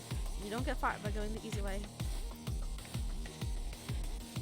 When you hear everyone talking, you realize how serious your error was. You immediately shove your hand into the mixer to rescue your dough before it's overmixed. Axorcia, no! But you're not fast enough and your hand gets stuck. And it gets immediately crushed by the spinning...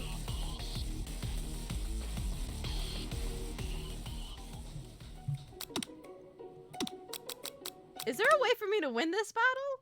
Is there a way for me to win this battle? Hold on. Okay, we're gonna choose all the right choices, and then when it gets to the part where she starts hallucinating about Colonel Sanders, I have to just pick choices, you know? I don't get this.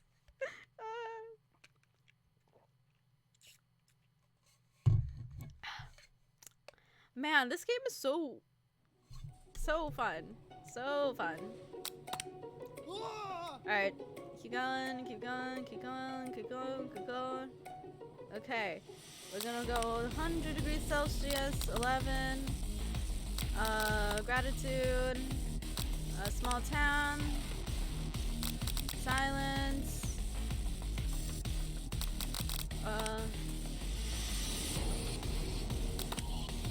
Okay. Okay, literally I can't win. Okay, cool. Everyone stop what you're doing right now. This battle is over. It can't be. I was so close to finishing my dish. Sweetheart, look at your hand. You simply can't go on. Aw, that's too bad. And here I am with a completed dish, ready to serve. Surely that makes me the winner by default. No, it wouldn't be fair to compare the two on account of Axorcia's injury. You see Sprinkles begin to lick his doggy chops as he locks onto the dish. But I suppose you should at least tell us what you prepared. Well, because I'm the sweetest, I skipped straight to dessert. Under this white chocolate dome, you'll find a wide array of delights, taking you on a journey of flavor that tastes good and tells a story of excellence. I was going to ask Axorcia to do the honor, but since you're injured, I'm afraid that pouring this creamer of delicate hot chocolate sauce might be too difficult. Colonel Sanders, if you wouldn't mind lending me your strong, steady hand. Colonel Sanders pours the hot chocolate sauce on top of the dome, causing it to melt away, revealing the ingredients hidden within. Hold on. I need to,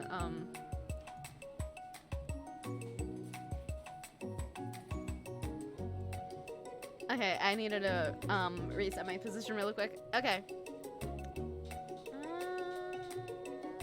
Okay, it's good. Is that a honeycomb? Inside, you'll find a delicate fried cheese croquette atop a slice of honeycomb, ice cream 2 ways, tender nougat, and pearls of blueberry gelée. I don't know what gelée is, or if I'm even saying that right. But ice cream 2 ways. What the heck? Okay. Where did she get a honeycomb? And how is it cut so perfectly? Colonel Sanders seems intrigued, but perhaps not impressed as he dips his finger into the chocolate sauce. Simplicity isn't your strong suit, is it, Ashley? Oh, you. Haha. As he places a sauce-covered finger into his lips, Ashley leans over and whispers something into his ear.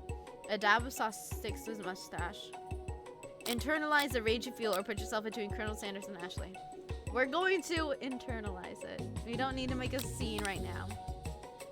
Your rage burns so intensely within your eyes that they burst into flames. The flames cause your eyebrows to catch fire and turn to ash, and they fall off your face, which means people will have a hard time understanding your emotions for the rest of this semester. Perhaps forever.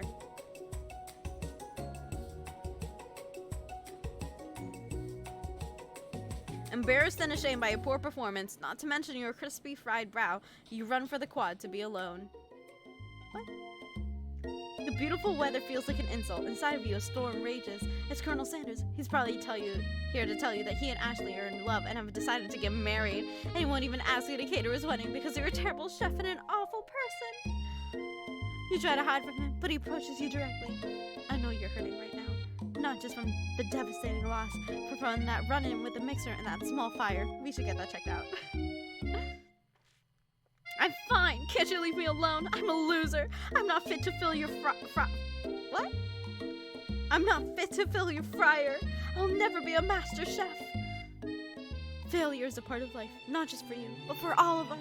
Do you think I've never failed at anything before? That's exactly what I think.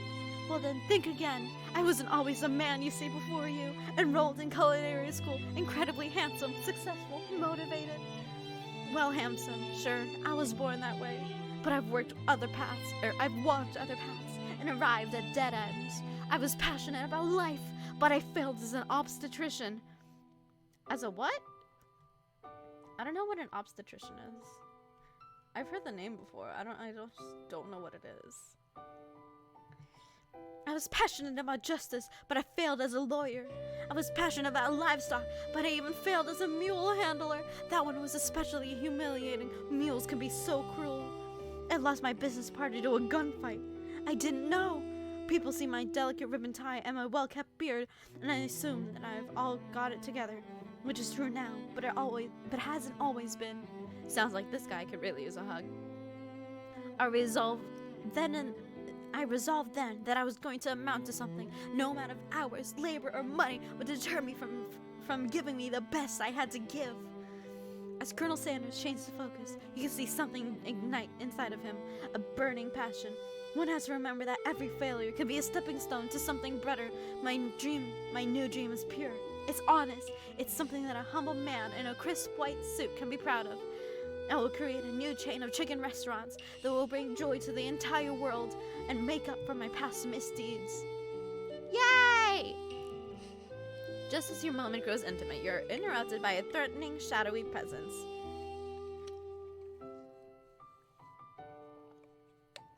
Water, okay. Battle scarred from the night before, you prepare for the worst. Is the spork monster Borko? It is I. I know I said I wouldn't be back after the whole fight to the death thing, but maybe you don't really want to see me anymore, but I just wanted to say that I was wrong to attack you and apologize. I know what it's like having to always look over your shoulder. Monster problems, am I right? Aw, thanks, Borko. I'm glad there are no hard feelings. Getting jumped by a giant creature in the dark of night can really rile a person up. I also want to apologize for the way I switched right into attack mode. I know that you're strong, and cooking school can put a person under a lot of stress. I actually used to go to this school. I wasn't always a spork monster, you see. I don't believe it. You were a human once? Well, no. I was a golden retriever, but I was still a student until one day some mean kids with a magic spell book cast a dark enchantment on me, and I was forever transformed. A magic spell book? Precisely. I had procured a copy for myself, but somewhere along the way I've lost it. If you find such a book, I beg of you, respect it. You're a powerful chef, and you shouldn't rely on such dark and evil magic. No, you should be protecting the innocent from those who would cheat them through sorcery and guile? Gil? Is that Gil or guile? I don't know. If you need me, don't fear. I will be there. Thank you, Borko. It sounds like there are some bad cooks in the kitchen of life. Axorcia. Together, I'm sure we can defeat them. Come back to my hideaway and we can discuss. Ooh. A personal invite. You can't imagine what Colonel Sanders' home must be like, but it sounds like you're about to find out. Ooh.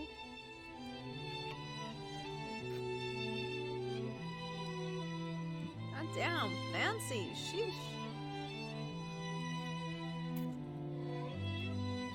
Look at this, a view of a lake with a mountain and like a fancy fireplace and a chicken, of course. Stepping inside the Sanders home, surrounded by his things, you start to feel a special bond with him. It looks like you've lived such an exciting life, Colonel Sanders. Every day can be an adventure if you approach it with the right attitude. Long ago, I made the decision to never stop searching, never stop working, never stop imagining. Have you been working on any new recipes of your own lately? I'm always excited to talk about food with another ambitious chef. Well, there is something. It's just a side dish that I've been tinkering with, trying to find the right balance of flavors and textures. I'm not sure I've nailed it yet, but I'm close. Colonel Sanders' eyes perk up as he starts to wonder what dish you might be describing. And it's meant to pair with something spicy or crispy, both, perhaps. But now you've gone right where you want him. Should you reveal your new creation to him, or keep it a secret, just for you? Let's reveal it. Hi, Solomon. Welcome. Have you seen Colonel Sanders? He's hot in this game. You decide you're as ready as you'll ever be to share your original cooking with Colonel Sanders. Before you can talk yourself out of it, you dive in head first. You reach into your lunch bag for a special dish you've been keeping on ice all day. I present to you my original coleslaw. The shredded cabbage dish glistens in the light of Colonel Sanders' Lex hideaway. Magnificent! Together you chow down on the creamy slaw just until a spoonful remains in the bowl.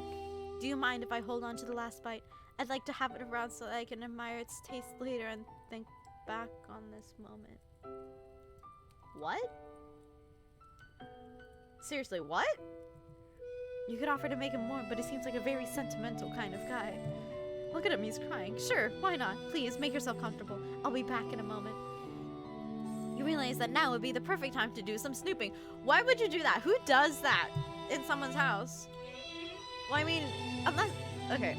There's a difference between snooping and, like, sitting down in the same spot and then just looking around the room, okay? Around the room, there are various items that you can look closer at. Each item seems to radiate memories and emotions. Tap on an item to discover more about the Colonel. Or you're clicking on the chicken first. You notice a very realistic stuffed chicken sitting on the corner table. When you pick it up, you realize it isn't just realistic, it's real. Oh my god, it's taxidermy. Taxidermy must have been important to Colonel Sanders when it was alive. A little note clipped to the chicken's foot reads, "The true state bird of the great state of Kentucky." You gaze out the window across the vast lake and mountain range beyond. Just then, the ghost of student pops up. "Hi, ghost. Are you thinking of heading out into the world on a quest to avenge my death?" "Wait, what? I never even learned your name. Why would I avenge you? I could just tell you my name right now. Can't you say I'm in the middle of something?" You open a window crack, and the ghost of the student is swept out with a breeze. Aw.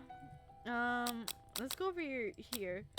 This must be where he keeps the secret recipe. Is that a vault? Oh, it is a vault. I didn't realize. You think for a moment, what number is important to Colonel Sanders? Then it dawns on you as soon as you turn the dial to 111111. Oh my god. Why would you actually break into the... Inside it, you find a single note. Can chicken be prepared sashimi style? No! Chicken cannot be prepared sashimi style. You need to cook chicken. You take a closer look at the large urn sitting on a nearby pedestal. There's a plaque on it. Blah, blah, blah, blah. There's a plaque on it. It's dusty, but when you wipe it off, you can read this inscription. "Here lie the ashes of all my past careers and business failures." Poor guy.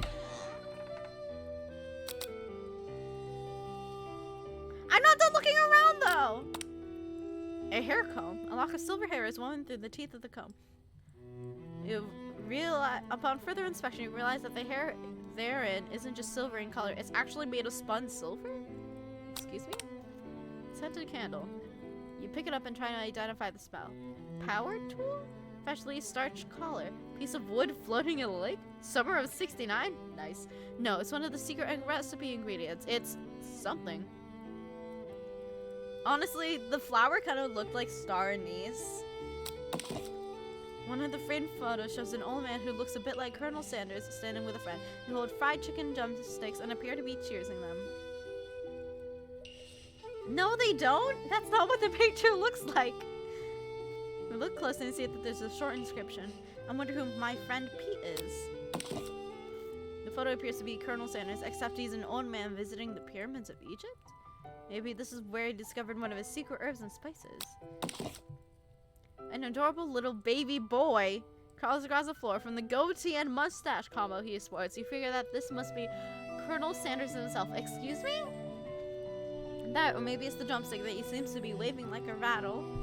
Who frames a baby picture of just themselves? Probably the same type of person who would make their own face the logo of a company that they founded, am I right? Alright, I guess time to go through the door. You open the door to Colonel Sanders' closet and find a row of his signature white suits hanging within. You take one off of its hanger and try it on? Why would you do that?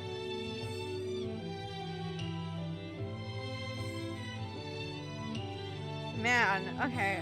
The jacket is a bit big for you, but it's soft and comfortable. You give yourself a deep hug, breathing in his scent. They say that home is where the heart is. Is this what they meant? Before you can look any further, you hear Colonel Sanders returning. He has a new dish that he has been working on, and he wants you to taste it. You try to act casual until he asks you why you're wearing his jacket. No!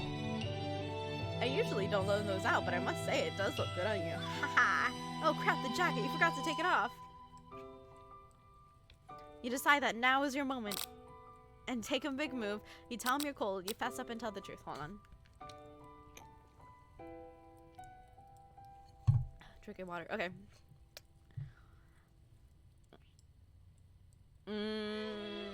We'll just tell him the truth. You confess. I think I've developed feelings for you. What?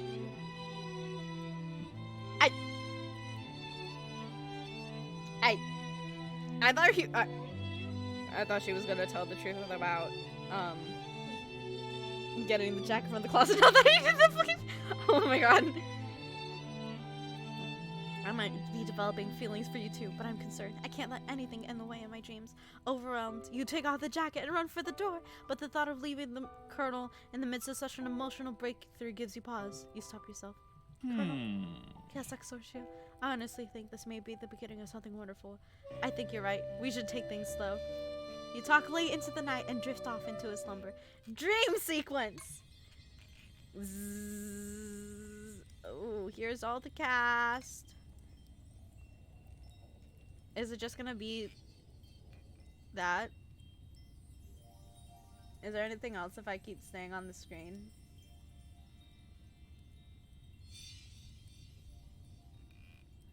Okay, no. You awake to a beautiful morning in the Colonel Sanders' hideaway. Did you make the right decision on how to respond to Colonel Sanders? Only time will truly tell. Today is a day that could change the rest of your life. You think about the new secret ingredient you just learned about. Something. In some jurisdiction, isn't even legal, but if the recipe is a secret, how will they know? What? Your thoughts are interrupted when Colonel Sanders emerges into the room. He's holding a gorgeously plated breakfast, and your mouth waters at the sight of it.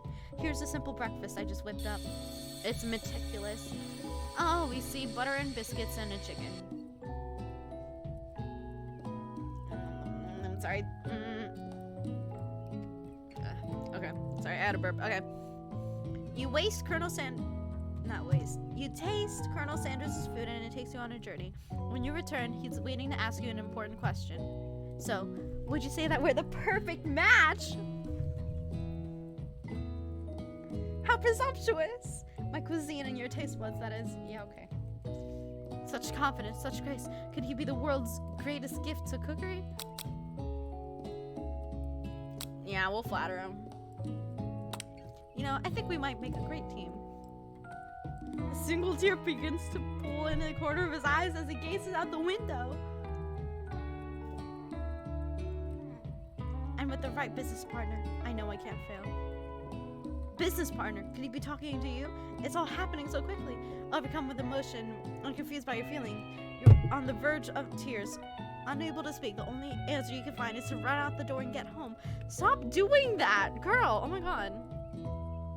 There's still one more day of school after all. The University of Cooking School, Academy for Learning, waits for no one. You get home to find something very surprising. Your best friend is there waiting for you. Where have you been? Because I had one heck of a night. I've been desperate to talk to you about it, but I couldn't find you. I got worried that something had happened to you. It's okay, but now that it turns out you're fine, I can finally get you up to speed on the saga of Miriam. Sure, but you will not believe what happened to me after school yesterday. I went on a date. Ooh, I think I can believe that.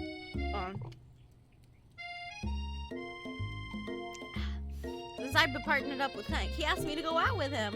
Of course, I told him, you better keep your dials turned up polite and respectful. I'm not that kind of girl. But he was just interested in spending some one-on-one time together and getting to know me. So I said, yeah, sure. I can get to know the little metallic guy. Long story short, he took me skydiving with his friends.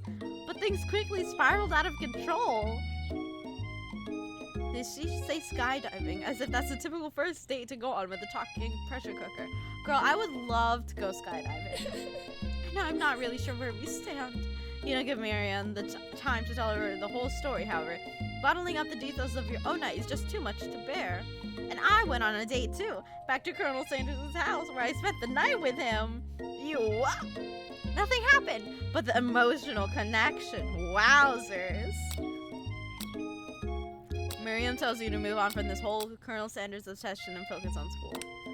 If being obsessed with Colonel Sanders is wrong, you don't want to be right. After a short argument, you both agree to go your separate ways. Aww. When you arrive at school, you encounter your rivals in the quad. You can tell from a distance that they're picking on Pop, though he himself might not quite grasp that fact, because, you know, he's Pop. True. What's a swirly? It sounds delicious. Oh, it's great. I'll order you up one right away. I'll have my swirlies with sprinkles, please. Sprinkles is a dog and a treat. You can get your swirly dip, too. Why don't you pick on someone your own size? Because I'm literally the biggest person at the school?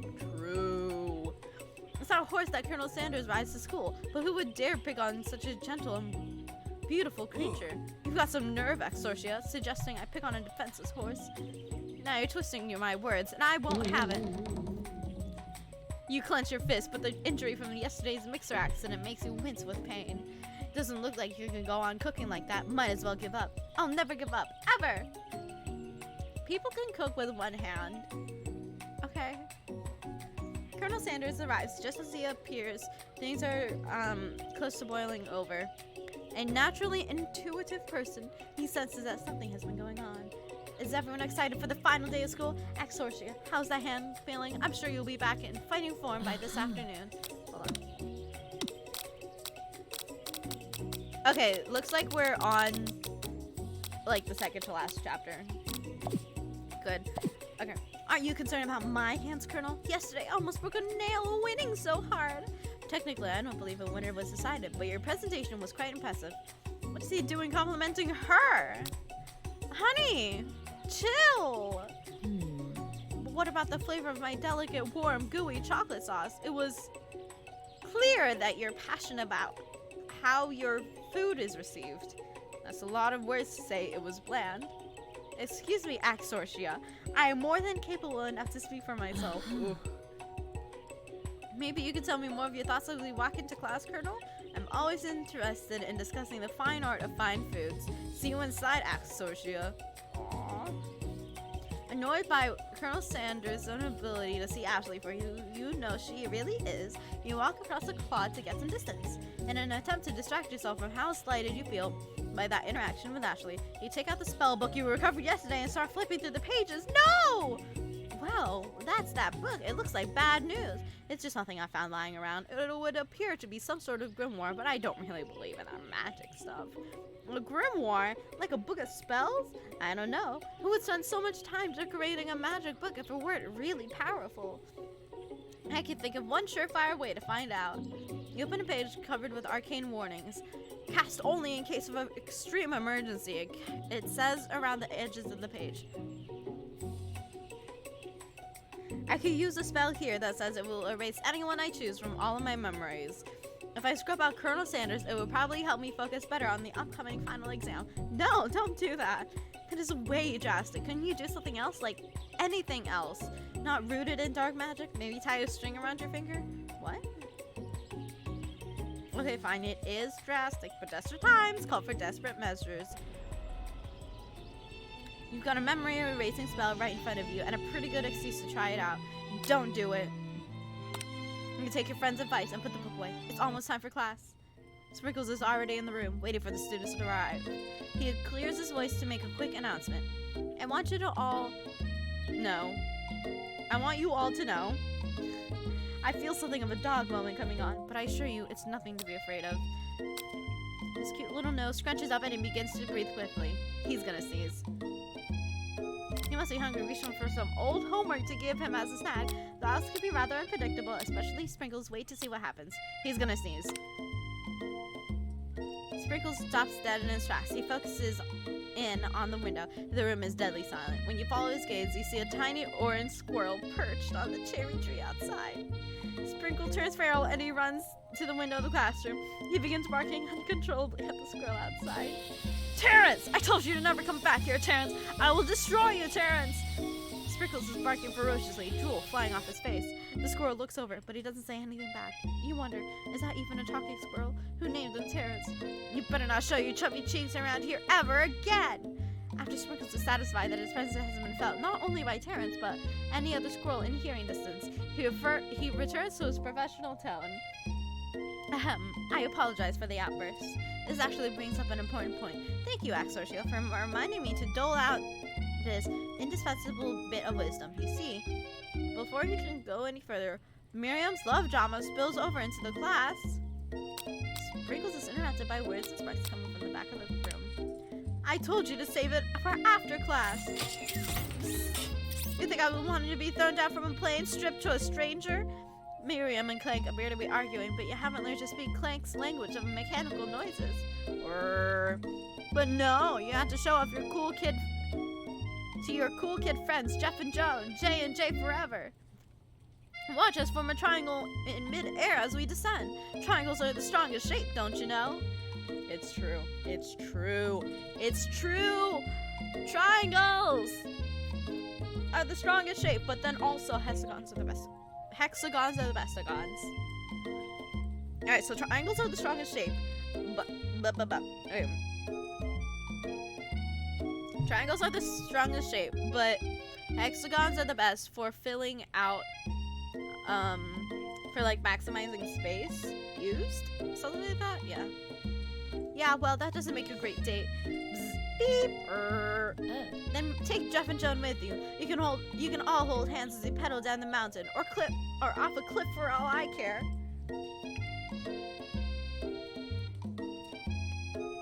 How do I do a sad beep? Beep. Plane begins to shudder. Steam pours out of the gaps in his panels, and then a loud ding stops him in his tracks. Bzz, oh, bzz. Oh wait, no. Beep. Bzz. Ooh, dang! What happened to him?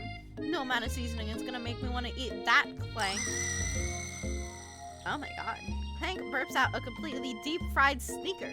Considering that he himself has wheels, not feet, it's not entirely clear where it came from. In terms of deep-fried footwear, I guess it looks okay. Clank slowly rolls out of the room to be alone with the shoe. Everyone tries to pretend that like they didn't see that entire thing go down. Nothing like a loud public breakup to cast a pall over the final day of school. Well, that was unfortunate. But we mustn't be distracted from what lies ahead. The final competition showdown challenge exam. I'm still working on the title, but I think you get it. Test time approaches. See you all in the arena.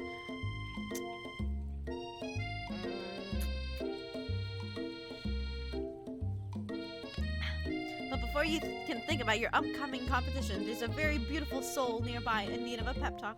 Hey, Miriam, are you okay? Okay, I'm so mad I could smash a tiny mug, spilling several droplets of hot cocoa all over the floor. How could you embarrass me like that, in class like that, in front of everyone? Her tiny cocoa is a delicious treasure, so you know this breakup is no joke, even if the source of her frustration is such a silly boy. Such a silly boy. I know that you know this, but I'm gonna say it out loud. You don't need anyone. Me and you, we're gonna cruise through this final test and hit the carpool lane to Success City. Miriam brightens up, imagining the wind rushing through her short bangs, but she hesitates to embrace the feeling all the way. You're not going to saddle up on Colonel Sanders' stallion and ride off into the sunset without me. Of course not. Well, maybe, sorta, but I'm sure there's a pony out there with your name on it, and a ranch big enough for both of us and whoever else we want to bring along. And if it's not a Pop or Clank or anyone else you met today, tomorrow, or this whole year, so what? You're a special person who should have settled for the first someone to show a little interest anyhow. Miriam gives you a big hug and wipes the tear from her cheeks. I should really review my menu for today. I'm gonna make a very special soup, and I bet that Professor Dog is gonna love it up. While you were pet talking Miriam, you completely missed lunch, but that's okay because you had a better idea of how to spend the time before your exam. You decided to head to the arena early to practice a dish. This is it, the location of your final challenge. A test of will, a test of courage, a test of talent, and a chance to beat the pants off of Van, the supposed man, and his eviler counterpart, Ashley. As planned, you begin to run through a quick test of a recipe you've been working on. Axorcia's famous chicken pot pie. I knew it was going to be the pot pie. Of course it was going to be the pot pie. Oh, man.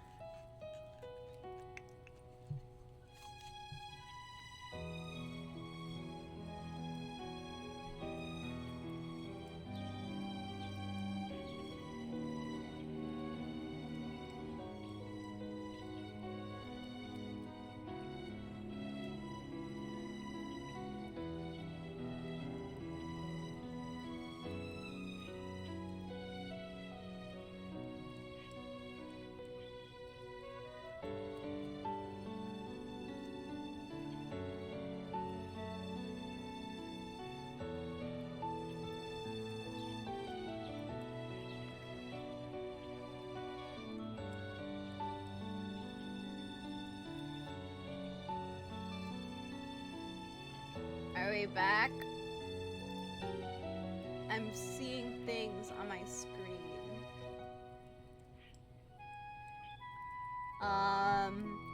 sorry everyone. My Wi-Fi cut out. I don't know why it did that.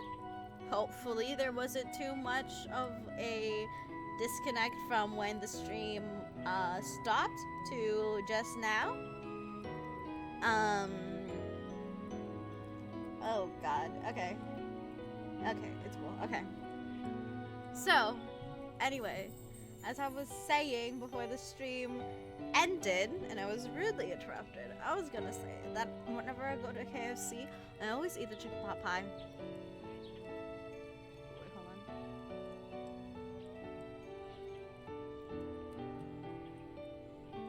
Okay.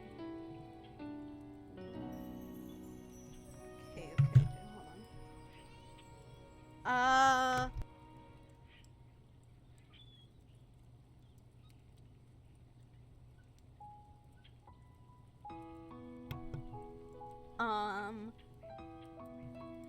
Okay. So no, I'm being called to dinner. Oh my god. Okay, hold on. I got this. Okay. So, hold on. Let me try something. Oopsies. No, don't do that. Don't do that. Don't do that. Don't do that. Let's see. Hold on. I need a Mia source. File. It made a be right back scene, but I haven't actually like implemented it yet. Where did I put it? Layouts. Where did I put this? No. Patterns? No. Sounds? Yeah, okay.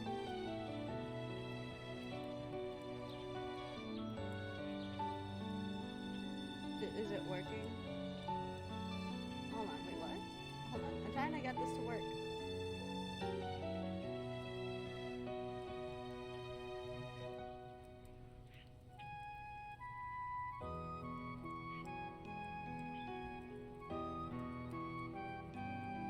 Why are you not working?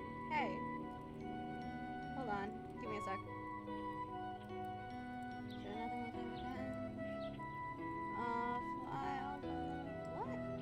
Okay. Okay, hold on. I don't know why that's not working. Let's see. How about I just open it on my computer and put it as another capture? Let's see. Assets. Did make. No. Go back. Hold on. I need to find, sorry. I hit the table. Oh my god. Alright.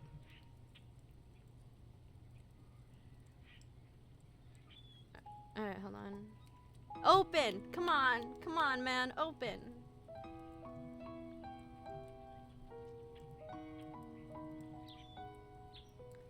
I wonder why it's not playing on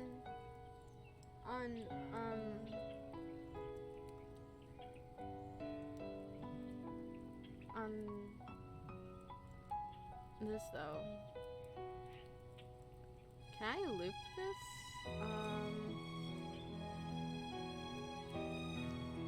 How do I loop this?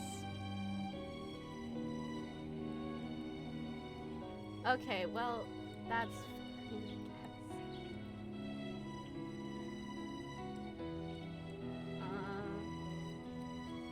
let's see, hold on. Window capture. Don't look at that. Oh my god, what is wrong with you?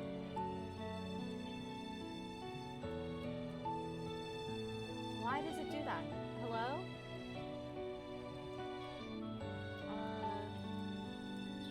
Hold on. Where is it?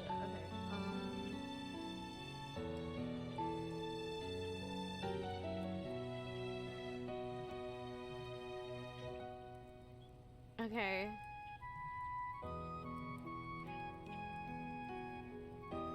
Will this work?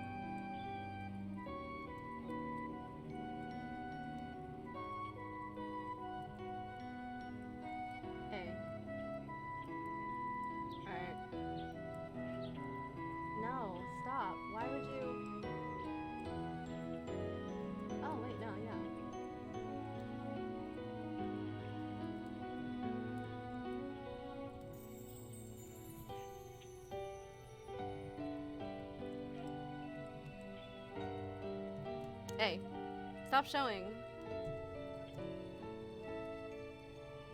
Okay.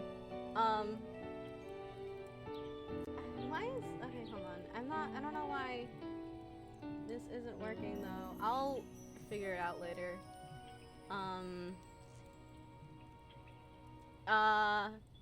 You know, like, you know what? Whatever.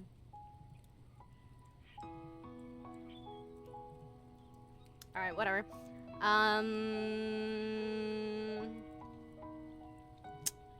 Okay, hold on. Let's figure this out. Let's figure this out. All right. Let's see. Let's see. Can I do this? No. Okay, hold on. I'm going to add an image to this. Choose this. Bar. Put that on there. And then add another thing. And we're gonna choose. Don't mind me just doing this. And then for funsies, I will give you a gif of me. Well, I gotta find it though.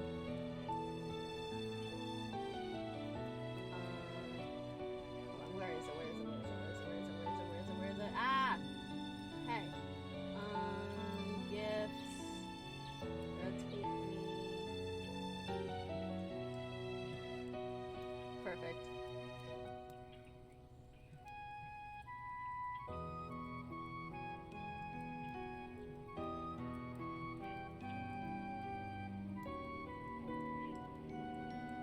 Alright, I'll be back. Sorry, they're calling me to eat. I will be back. It'll be like 5 minutes. Alright, I will see you. I'll be back. Bye.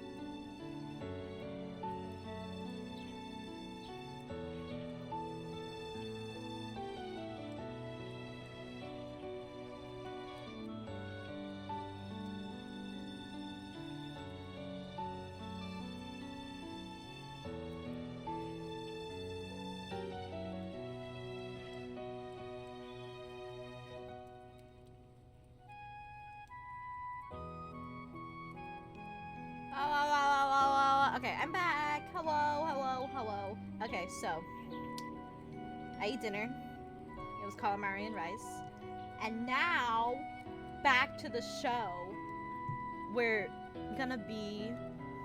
Uh-oh, my phone is dying. Don't die, please. I don't need my phone to die right now. I'm using it to track my face.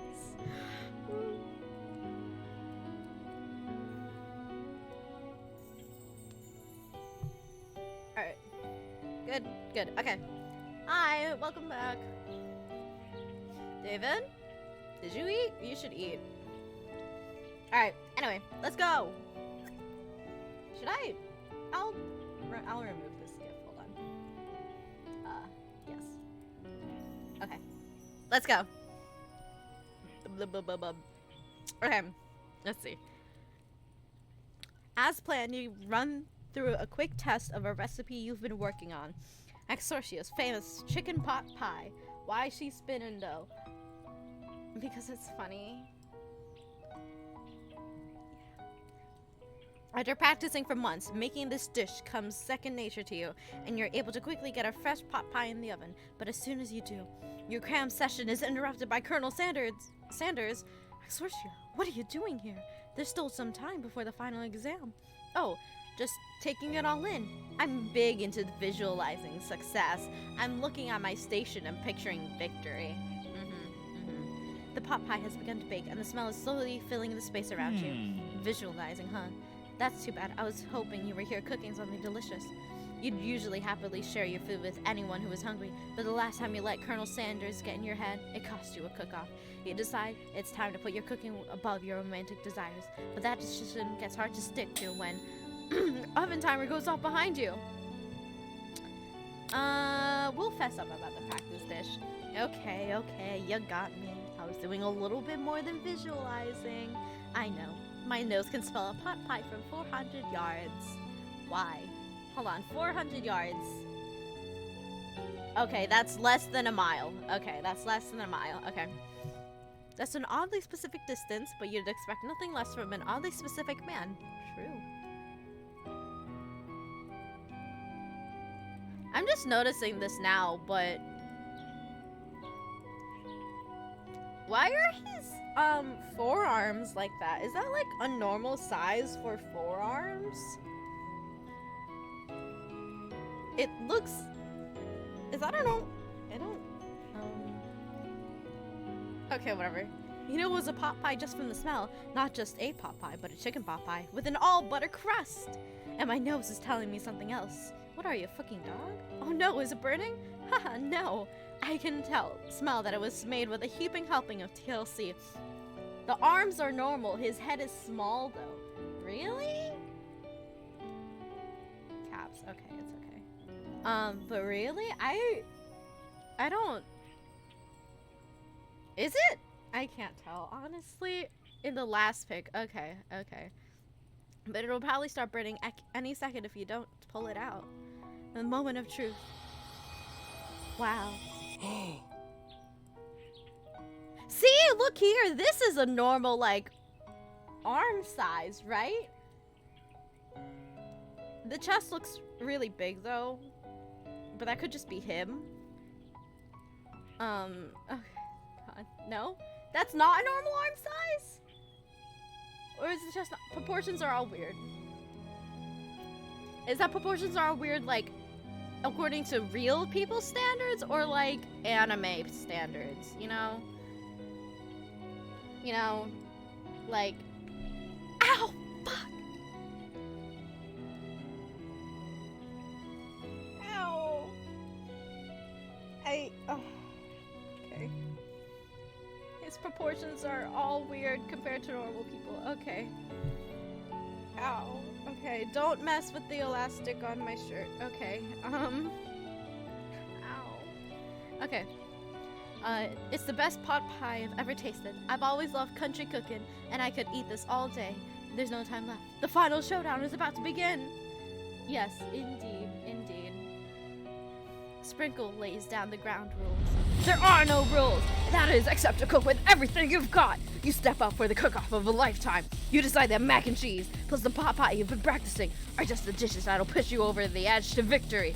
Meanwhile, both Van and Ashley are prepping wildly elaborate dishes for their usual over-the-top selves. You're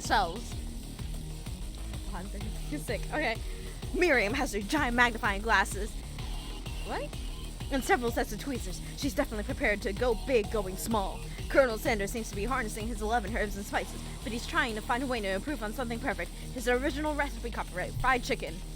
The intensity in the room starts at a full 10 out of 10 with a frenzy of action. Everyone is calling out really cool special cooking moves as they prepare their food. Wow, this is getting serious. Colonel Sanders batters his chicken as it levitates through the air. Egg wash. Okay. Miriam furiously injects ingredients into an itty-bitty pot of broth. Best friend Baster Blaster. Van flexes his pectorals as he chops open a sea urchin. Let's rock and roid!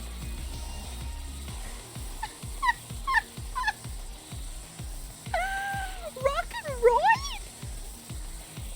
Rock and roid as like oh my god, okay. Ashley scoops up her pastries off the tray with lightning speed. Shallow personalities.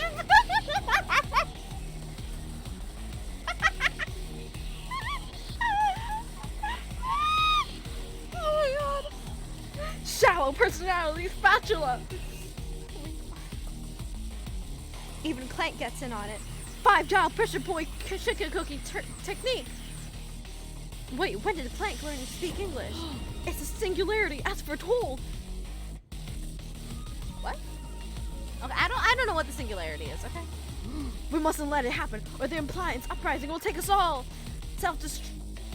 Van quickly unplugs Clank and rolls him out the back door of the arena. As you frantically prepare your dish, you notice Ashley has her spellbook out. Is she going to use some dark magic to turn the tide? You've got a book of your own, and you're desperate not to see her win another battle, so you take this opportunity to fight magic with magic, even if it's almost certainly evil magic. No. We'll do it the hard way. Who needs magic when you've got passion? I'm going to do it the hard way. Colonel Sanders sees that you've chosen to win on your own terms, and he gives you a subtle wink from across the room. I believe in you, Axorcia. Miriam notices too. I've always believed in you, Axorcia, since we were little kids, because I'm your best friend forever. You turn to notice that Miriam is at your station cheering for you. Miriam, what about your dish? If you're here cheering, who's there cooking? Tiny food, short cook time. I'm actually already done, so I thought I'd help you. Oh, that's sweet, but... Miriam tosses a handful of spices directly into your boiling noodles. No! It's a secret ingredient. Oh my god, no. However, she doesn't know that you lied, and the ingredient was made up. And where in the world did she get Eye of Newt from?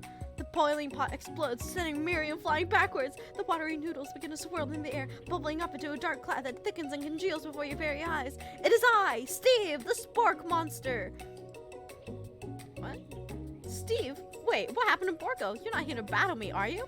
These spork monsters are many. I think Borko had the day off, but you have conjured Steve, and I hate to battle, so I say you're doing pretty alright. Cool. Oh hey, you're in the middle of the cooking competition. I love this stuff. It's better than TV. You crazy kids and your culinary skills really impress me. Mind if I hang out? I'm sorry, Steve, but I'm kind of in the middle of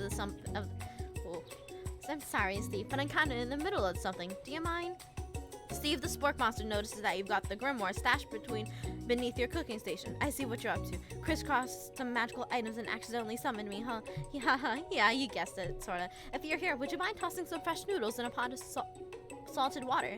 I'd love to. I've always wanted to be a top chef, actually. You know, but I was just a little spork pup back in the old country. You can feel the spork monster winding up to tell a very long and involved story. You don't know exactly where they came from, but it seems like it was probably lonely there. Actually, you know what? Maybe you should watch from the stands. I really need to focus on this competition. I'm sorry, Steve. I understand. It's kind of like that time in law school that I had fallen asleep during scare tactics class, and when I woke up... He tosses a serious stare at Steve, and he takes the hint. Never mind. I'll tell you later. Good luck! Having suffered this huge setback, you don't know how you could ever win. You summon extra power from deep within yourself. Give up and drop out of culinary school. No, summon extra power. I can do this. I have what it takes. I came here to win. Your hair turns mac and cheese orange as culinary energy flows through your body.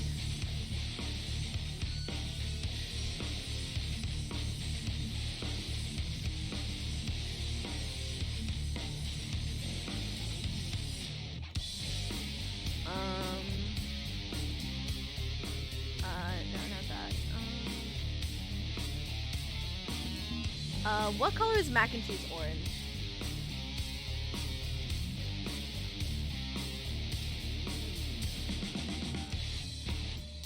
Wait, oh my god. This is Jolene colors. Jolene from, JoJo. Oh my god. Okay, whatever. What's mac and cheese colors? Just normal. Hair turns mac and cheese colors. No, that's ugly.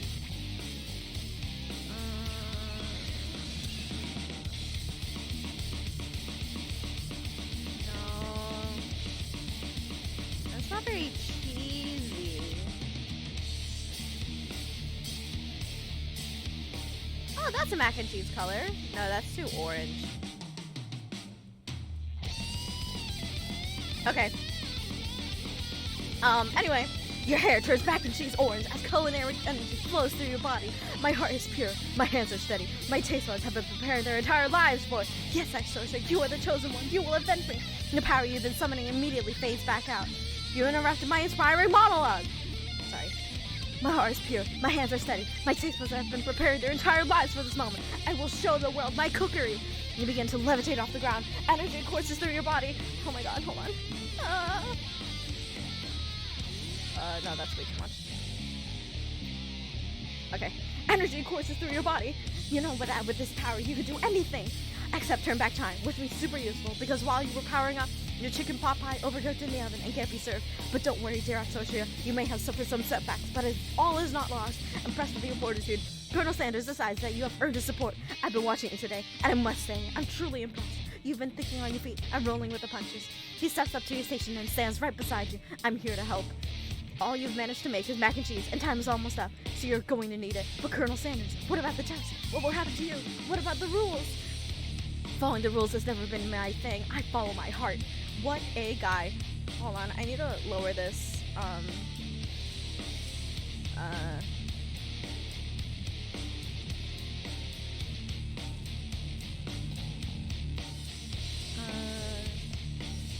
Yeah, that should be fine. Okay, anyway, what a guy. Colonel Sanders unfolds a delicate white towel to reveal the most delicious fried chicken tenders you've ever laid your eyes on. And besides, sometimes unexpected combinations can have surprising effects that surpass their individual efforts. Are you suggesting if we combine forces, we can form the more... If we combine forces, we could form the perfect food union. Time's up, students. Uh-oh. Okay. Back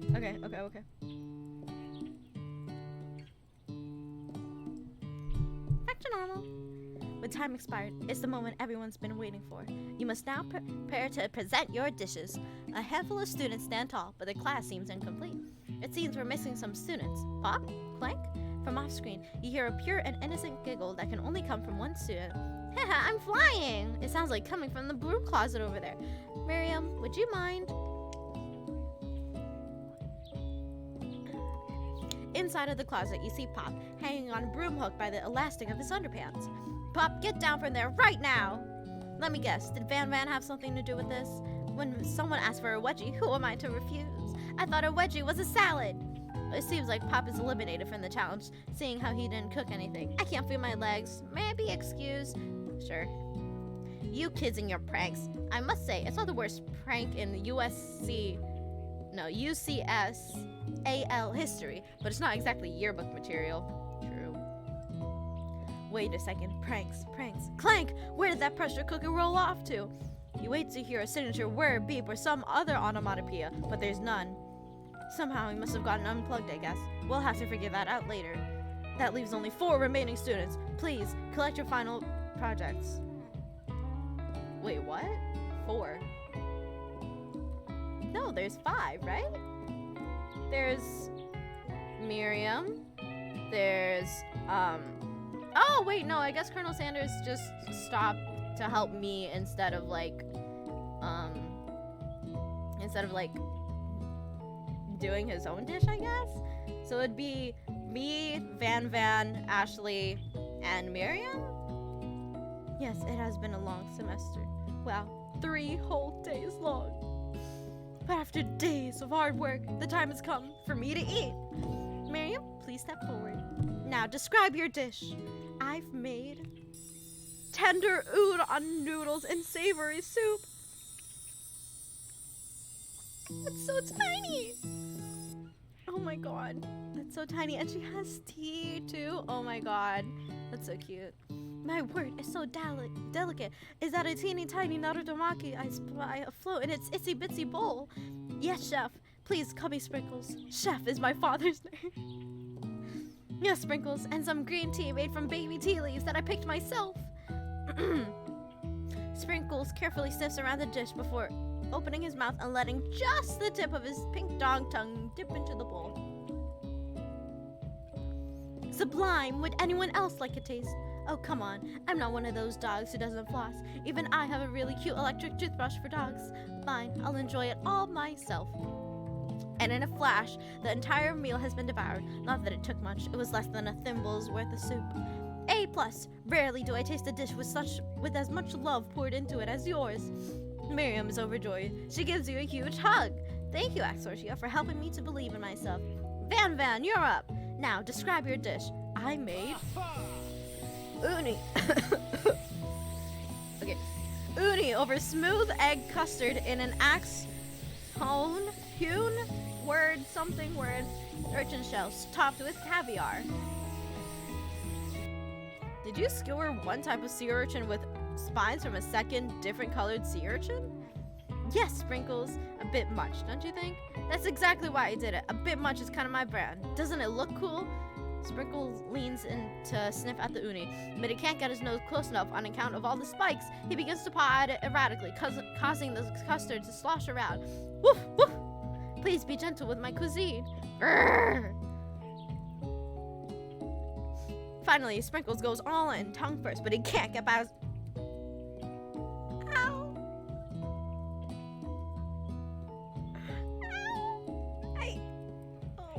I turned my head too quick. I got whiplash. Fuck. Okay. Finally, Sprinkles goes all in, tongue first, but he can't get past all the needles. He reels back as his tongue is poked and prodded. Youch! My tongue! The professor appears to be having an allergic reaction to the sting. I can't eat this. It keeps poking my tongue. Disqualified! A stunning turn of events. Who would have thought that serving food in a bowl made of needles can make it difficult to eat? Dejected, Van does not go gentle into the night. Disqualified? For glamour? Don't discount simplicity. Talking with a lisp is really hard. This is the last time you've heard of me. Before forcing us to endure his swollen tongue for another moment, Sprinkles graciously laps up a bowl of milk. I know. Yeah, I'm a dog and I drink milk. Get over it. Sometimes it helps calm my agitated tongue. Is that a thing? Is that a thing? I don't... Okay. Next student, Ashley, it's time to step up. Now, describe your dish. I made orange blossom Turkish delight in a light rose water syrup topped with French meringue connected by sugar glass. Honestly, pretty sweet presentation. It's very good. Look at that presentation. It's pretty good, man. Dang. Very tiny amount of food, though. That actually doesn't sound too bad. Indeed, it's quite delightful. However, I'd ask you please refrain from eating it or attempting to taste it in any way. It's very fragile and meant to be a display piece. Don't eat the food at a cooking school? Got toast in your ear, something Axorcia. I told you, it's a display piece. Ashley, I must say, it is beautiful. However, this is a cooking competition at a cooking school. Yes, which is why I cooked it. And I did an extremely good job at cooking it, too. I didn't realize that we were having an eating exam. If I wanted to be judged on eating, I'd go to the College of Eating, School for the Hungry. I suppose you could smell it if you absolutely insisted, but don't breathe too hard. You might disrupt the sugar spiral. Blah, blah, blah. Okay. If the food cannot be eaten, it cannot be judged. You are disqualified! Rage overtakes Ashley, and she cannot keep her two-faced routine up. You wouldn't know high-end cuisine if it cooked you! And with that, Ashley storms off to rededicate herself to being the best. But this time without being shackled by trying to be fake nice and liked by everyone. This isn't the last time you've heard of me, either. If this class gets much smaller, I'll be teaching myself. You and Colonel Sanders, the final cooks, step up together. Two chefs! What began as a bowl of delicious mac and cheese had become something else. He examines it closely, sniffing and eyeing the bowl. Mac and cheese and chicken tenders. Is that a dish that KFC serves? I've never heard of this. Uh-oh, I don't have a good feeling about this. From somewhere in the room, a literal drum roll plays! Just when I thought I'd seen everything in the kitchen, you give me this thing, and completely blow me away. In my 49 dog years of life, I have never tasted anything so delicious and perfectly balanced. It's so delicious, in fact, that everyone passes the class. You pass, and you pass, and you get a pass. Everyone gathers around and partakes of the mac and cheese bowl. They all seem to transcend this reality into another dimension. You win! Together, you and Colonel Sanders have made a new menu item.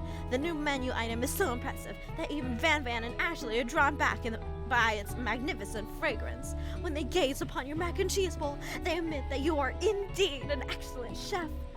Sprinkles declares that you have passed. Everyone passed. There were supposed to be more battles, but come on, how could they be better than this one? Now that the school year is completed and everyone has graduated, the students return for one last assignment to get their groove on. The cafeteria has been completely redecorated in order to serve as the site of the school's graduation dance. This is not the right vibe for this moment. Okay, calm down, drink some water.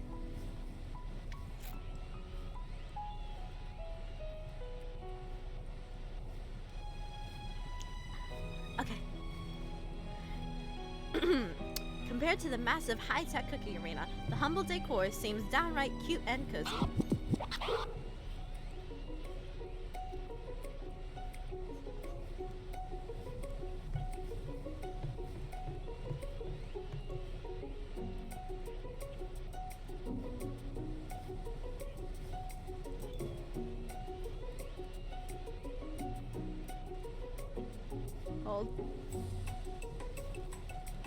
Hold on.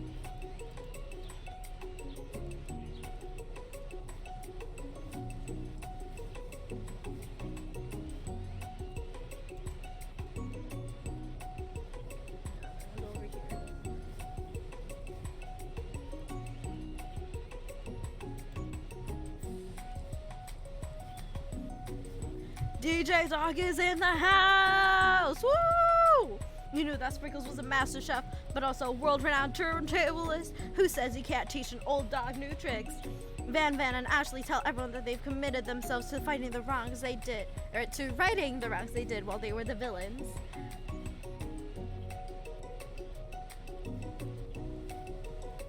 I would wear this outfit. Maybe not with the titty hole though. For a moment, you actually believe them. Not another haunting. No ghost allowed at graduation. It's clearly written in the school's bylaws. Really? I was never actually a ghost. It was all a trick to get you to finally notice me. Oh, amusing. And now that everyone is together, it's the Spark Monster. He has totally mellowed out. Everyone, the Spark Monster is no more. From here on out, I prefer that everyone refer to me by my new name, Party Monster. Student tries to finish what he had to say, but everyone is too wrapped up talking to Party Monster. Dejected, student walks off. Maybe things didn't work out for Miriam romantically, but she found the love in her cooking, and you know she's gonna do great. A red carpet rolls out across the floor of the ballroom. It's like a Hollywood movie premiere. Who could command such an entrance? Gee, I wonder. It's Pop! He's arrived late to the dance, but apparently for good reason. Walking on the carpet, you see perched atop his dirty chef's hat. A crown? Welcome back, Pop. I know you weren't able to complete the final exam and accept your diploma, so we had it mailed directly to your father. We figured it was the least we could do for the school's dean.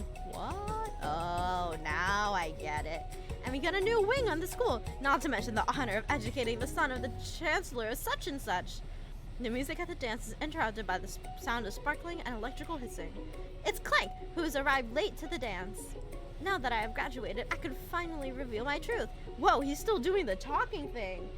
I'm Clank, and I am not of this earth. I'm actually from a faraway planet in another dimension. What? What? I actually feel like I knew it this whole time. Hold on. Oh, okay. Okay, sorry. Something was touching my foot, and I was wondering why. It was string. Okay. Now that I have learned the ways of your kind, I must return. Miriam, will you come with me? I don't know what to say. Besides, no, obviously.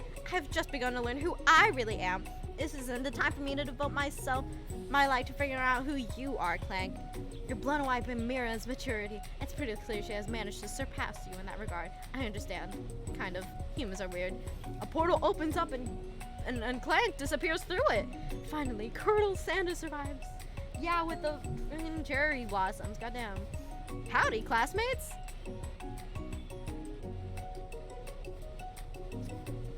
Casual clothes? Casual clothes? Just like the first day you met him, he has come prepared to feed the entire class. However, it's not enough to just give them a bucket of chicken. This time it's a full meal. I didn't get to be the most famous chicken man in the history of chicken and man, but not reminding people to go out and buy my chicken. Hey, is that my coleslaw? And my mashed potatoes. The end? Question mark? That's not the end. No, it's not the end. As everyone feasts on their delicious chicken dinner, Colonel Sanders finds you sitting at the edge of the dance floor. Axorcia, what are you doing sitting all alone? Oh, you know, waiting for the right person to ask me to dance. I wonder, might you tell me, what are the qualities that you would expect to find in such a lucky person? Off the top of my head, oh, I don't know. A spicy musk, a tidy goatee, and a degree from the University of Cooking School, Academy for Learning, just to name a few. It's truly my lucky day. Would you dance with me? Yes, I would love to. As you glide across the dance floor, hand in hand with Colonel Sanders, the future judges and once my honor, the franchise is up and running, I'll be ready to take a day off, and I'll be so glad to spend it together with you. Holy shit! How sweet! We'll work together and play together. Colonel Sanders stops dead in his tracks. Work together. I think this is something you just need to do by myself. Oh, okay. But who will help you run your restaurants? I don't believe I need help. Besides, based on your time of school here, do you really think running restaurants is the best path forward? Could it be you found a love connection but failed to earn Colonel Sanders' respect as a chef? Can you live with only half of him? Will you be able to endure sharing him with this other love, the life of an entrepreneur? Seriously? Hold. I'm looking something up. I need to. Once Firefox loads.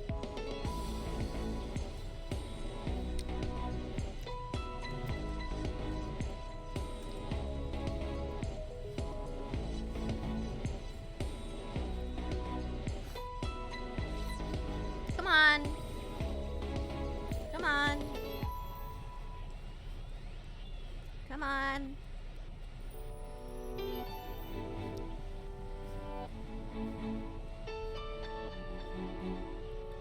Come on. Load. I need to find out if there's multiple endings to this game. Oh my god, there is.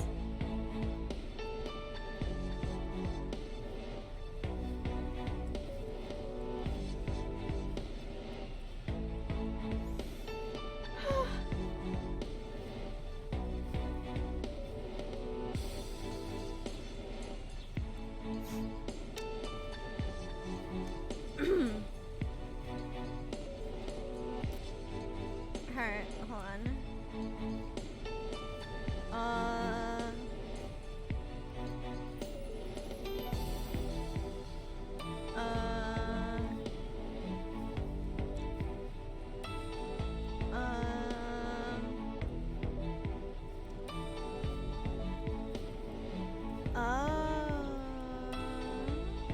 Oh, okay. Hold on.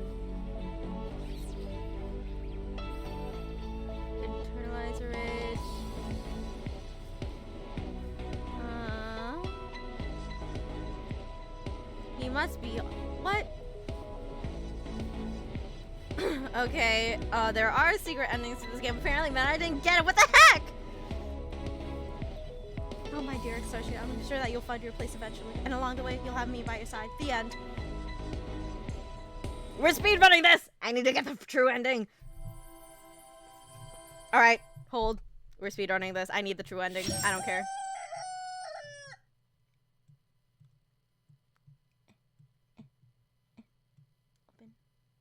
Open. Hold on. Alright. We're doing this again. One more time. Sorry, we're skipping the anime opening.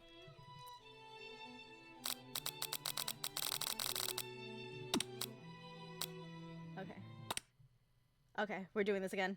We're gonna get the true ending and get his love and business. Very necessary. It's very necessary. Come on, come on, come on, come on, come on! I don't know why it takes so long to load.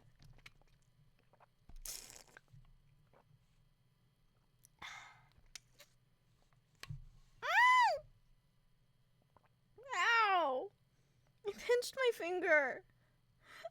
Ow. Why do I keep hurting myself? Oh my god. Alright, hold on. We're gonna change the settings to prioritize speed instead of quality. Ooh, wow. That is very... Wow, okay. It's cool. We're going for speed. Speed run. Okay. Okay, keep going, keep going, keep going. Hold on, wait, no, we have to start from the very beginning. Alright, new game. Axorcia. Okay, and now we wait.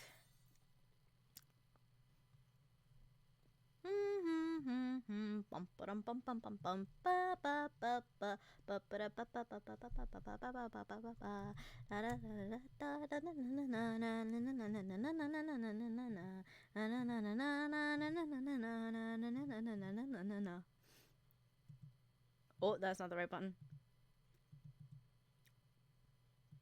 Nope, not that one. Yeah, this works. Okay, hold on.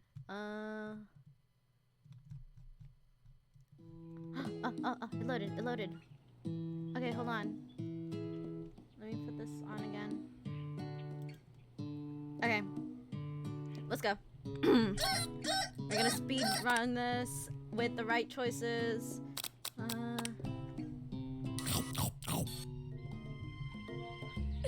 Next is pep talk.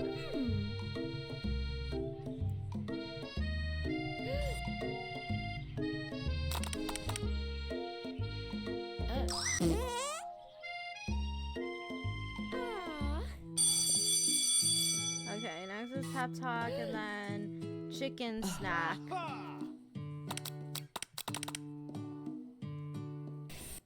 Oh, keep going, come on. Chicken snack, obviously.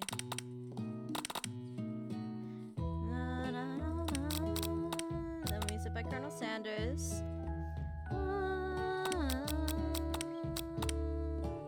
Extremely feather. A sport. Anything with love. Best boy. Okay. And then we keep going, and then we go into the next chapter, which is the cafeteria. And then for this one, the choice is to focus your mind. This is oh, okay. Okay. Oregano? Basil? Maybe. But there's something else. Something dark. Something spicy. You dig deeper. Deeper. And yes, even deeper still until you find it. Could it be something? He really did it. How bold. How adventurous. To use something. You try to go deeper, even deeper into the sea of flavors. But this revelation alone is more than you can handle. You snap out of it and realize that this information is meant to be a secret. And yet, now you know. A mantle of responsibility now rests upon your shoulders. As you look around, you realize that everyone in the room is consumed by the lunch. No one noticed that you've traveled through space and time. Alright, that's it for this chapter, and then the next chapter. While going through, like, you know, the rest of the things.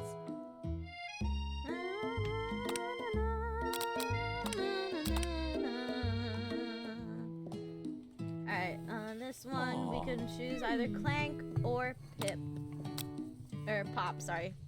We'll just keep going with Clank. Oh, and this one is gravy. Of course it is.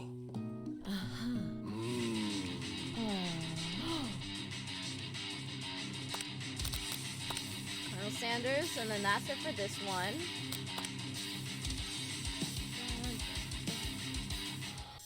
Oh, the music ended.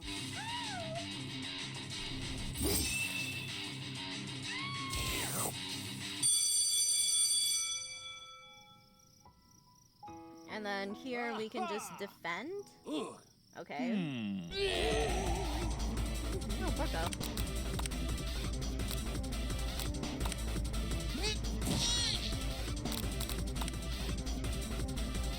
Buff up. You think about that feeling you get after having a good meal where you're just so full and happy and nothing can get you down. Like food in your belly just about warms you and you grow stronger. Smart Monster is feeling really emboldened by your lack of attack. You decide to defend. Which defend will you use? Trepidation. Alright, keep going. Just keep doing this. And let Colonel Sanders deal with it, and then we spare him. And then next chapter. Oh! The dream sequence is still running through. Okay. Okay, so for this one we have to make up a secret ingredient. And then for the second choice we have to run up to him even though he's on a horse, and I will definitely be kicked by the horse. You decide that the best way to show Miriam how serious you and Colonel Sanders are would be to run to him. Surely he'll sweep you up onto the back of his stallion, and you'll ride away together. That'll show her good. Oh, Colonel, my Colonel! However, you try to move and surprise the horse, and it rears up, kicking you directly in the face. The force of the blow completely knocks you out cold. In the darkness, you see a vision.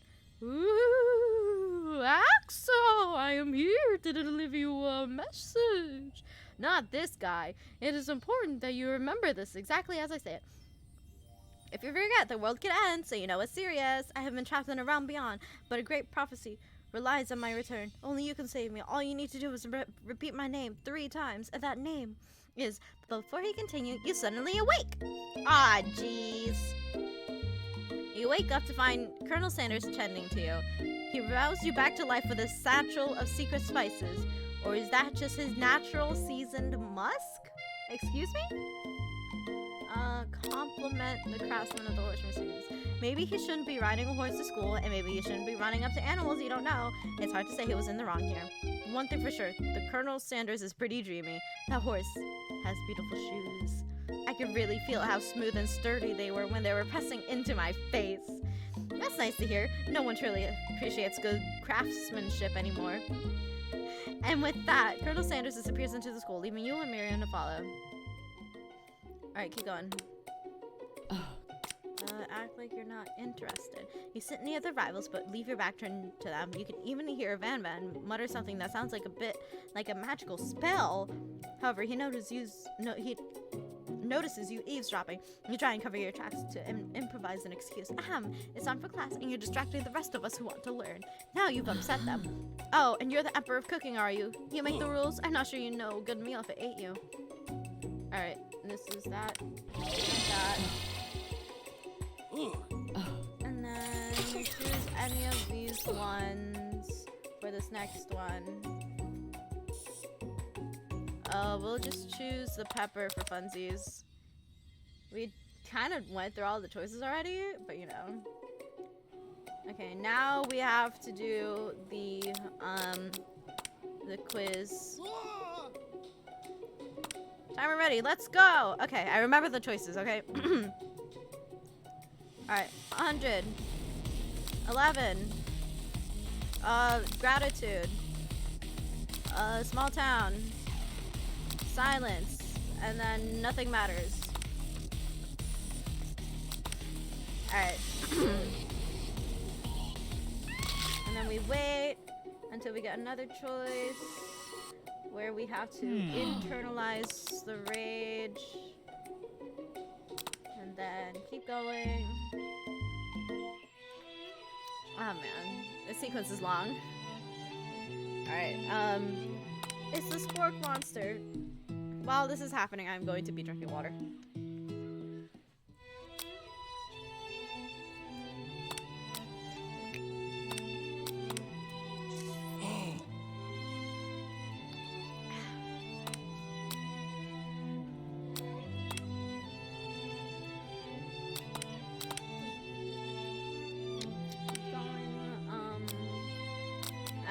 Just keep clicking until the door opens, huh? Oh, here it goes. Okay. Then we got that. Aww. And then we fess up until the truth. And then in chapter 8,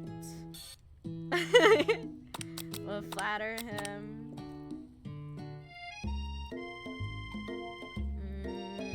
And then keep going.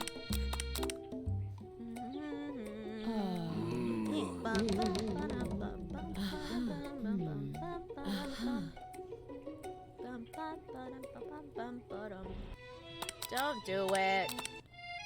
Okay, next one. He must be hungry. I know it seems cliche, but not much in this world satisfies like ungraded work. My Axo, were you studying something with cinnamon? I have been sitting on a lecture series around the art of cake baking. How insightful. This actually brings up an important point. Okay, and then the rest of it is about the thing. And then you keep going.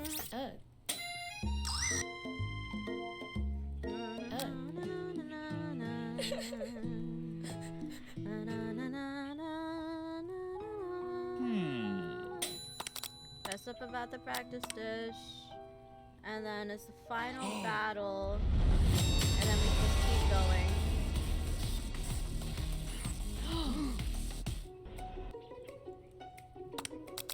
Do it the hard way.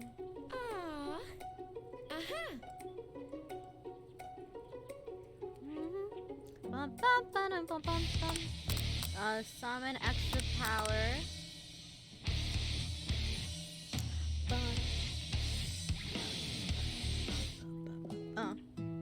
The music ended.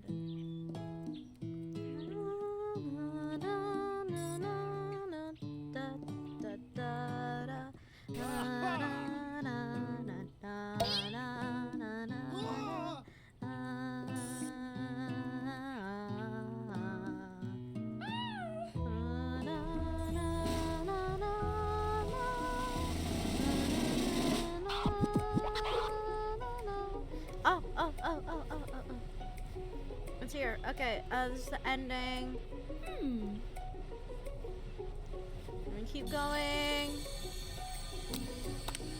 And we keep going until we get to the end. May I have this do-si-do? Okay, Colonel Sanders extends his hand to you, and you feel a surge of energy jump off the tip of his fingers. Actually, you know what? I might need to, you know what? It'll be fine. His hand, the hand of a master chef, so dedicated to the craft of fine cookery, so tender yet refined, so milky smooth, fingers like finely battered drumsticks, turned in flour, soaked in buttermilk and dusted with exotic spices. But they do not reach for tongs, a knife, or even a spork. Tonight, they reach for you. And though our feet may tire of dancing, I believe that this is just the beginning of our steps together. Colonel Sanders, will you not only join me on the dance floor, but in the kitchen as my co-chef and partner in both business and in life? You gasp, could it be? Is it really saying? Me and you together? Ever since I met you, my dream has changed. It's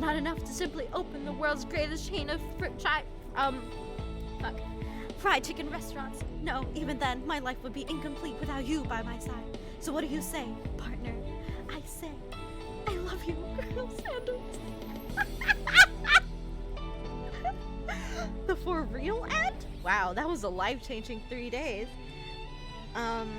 Overwhelmed by everything that just happened between you and Colonel Sanders, you step outside to get some air. The quad is dark and quiet. Too quiet. You start to smell something salty, potatoey, gravy-y. Just then, Spork Monster appears. Hi, Axo. You had some pretty sweet dance moves back there. Thank you. You weren't too shabby yourself. That moonwalk you did was pretty cool. Oh, you noticed? I'm so embarrassed. Anyway, I had something to ask you. You see, life as a potato-like creature is difficult. I have no place to call home other than people's nightmares. Oh, I had no idea. I was wondering if I might be able to go home with you permanently. I'll run out and get the paper in the morning and everything. What do you say? Yeah, okay, I'll adopt him. My hero, I will be forever your debt. The end. Seriously though, it really is this time.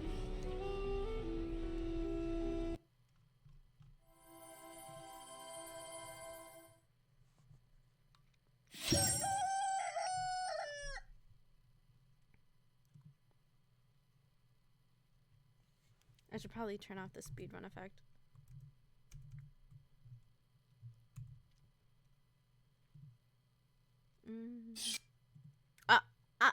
Okay, hold on. We'll watch the video before we end the stream.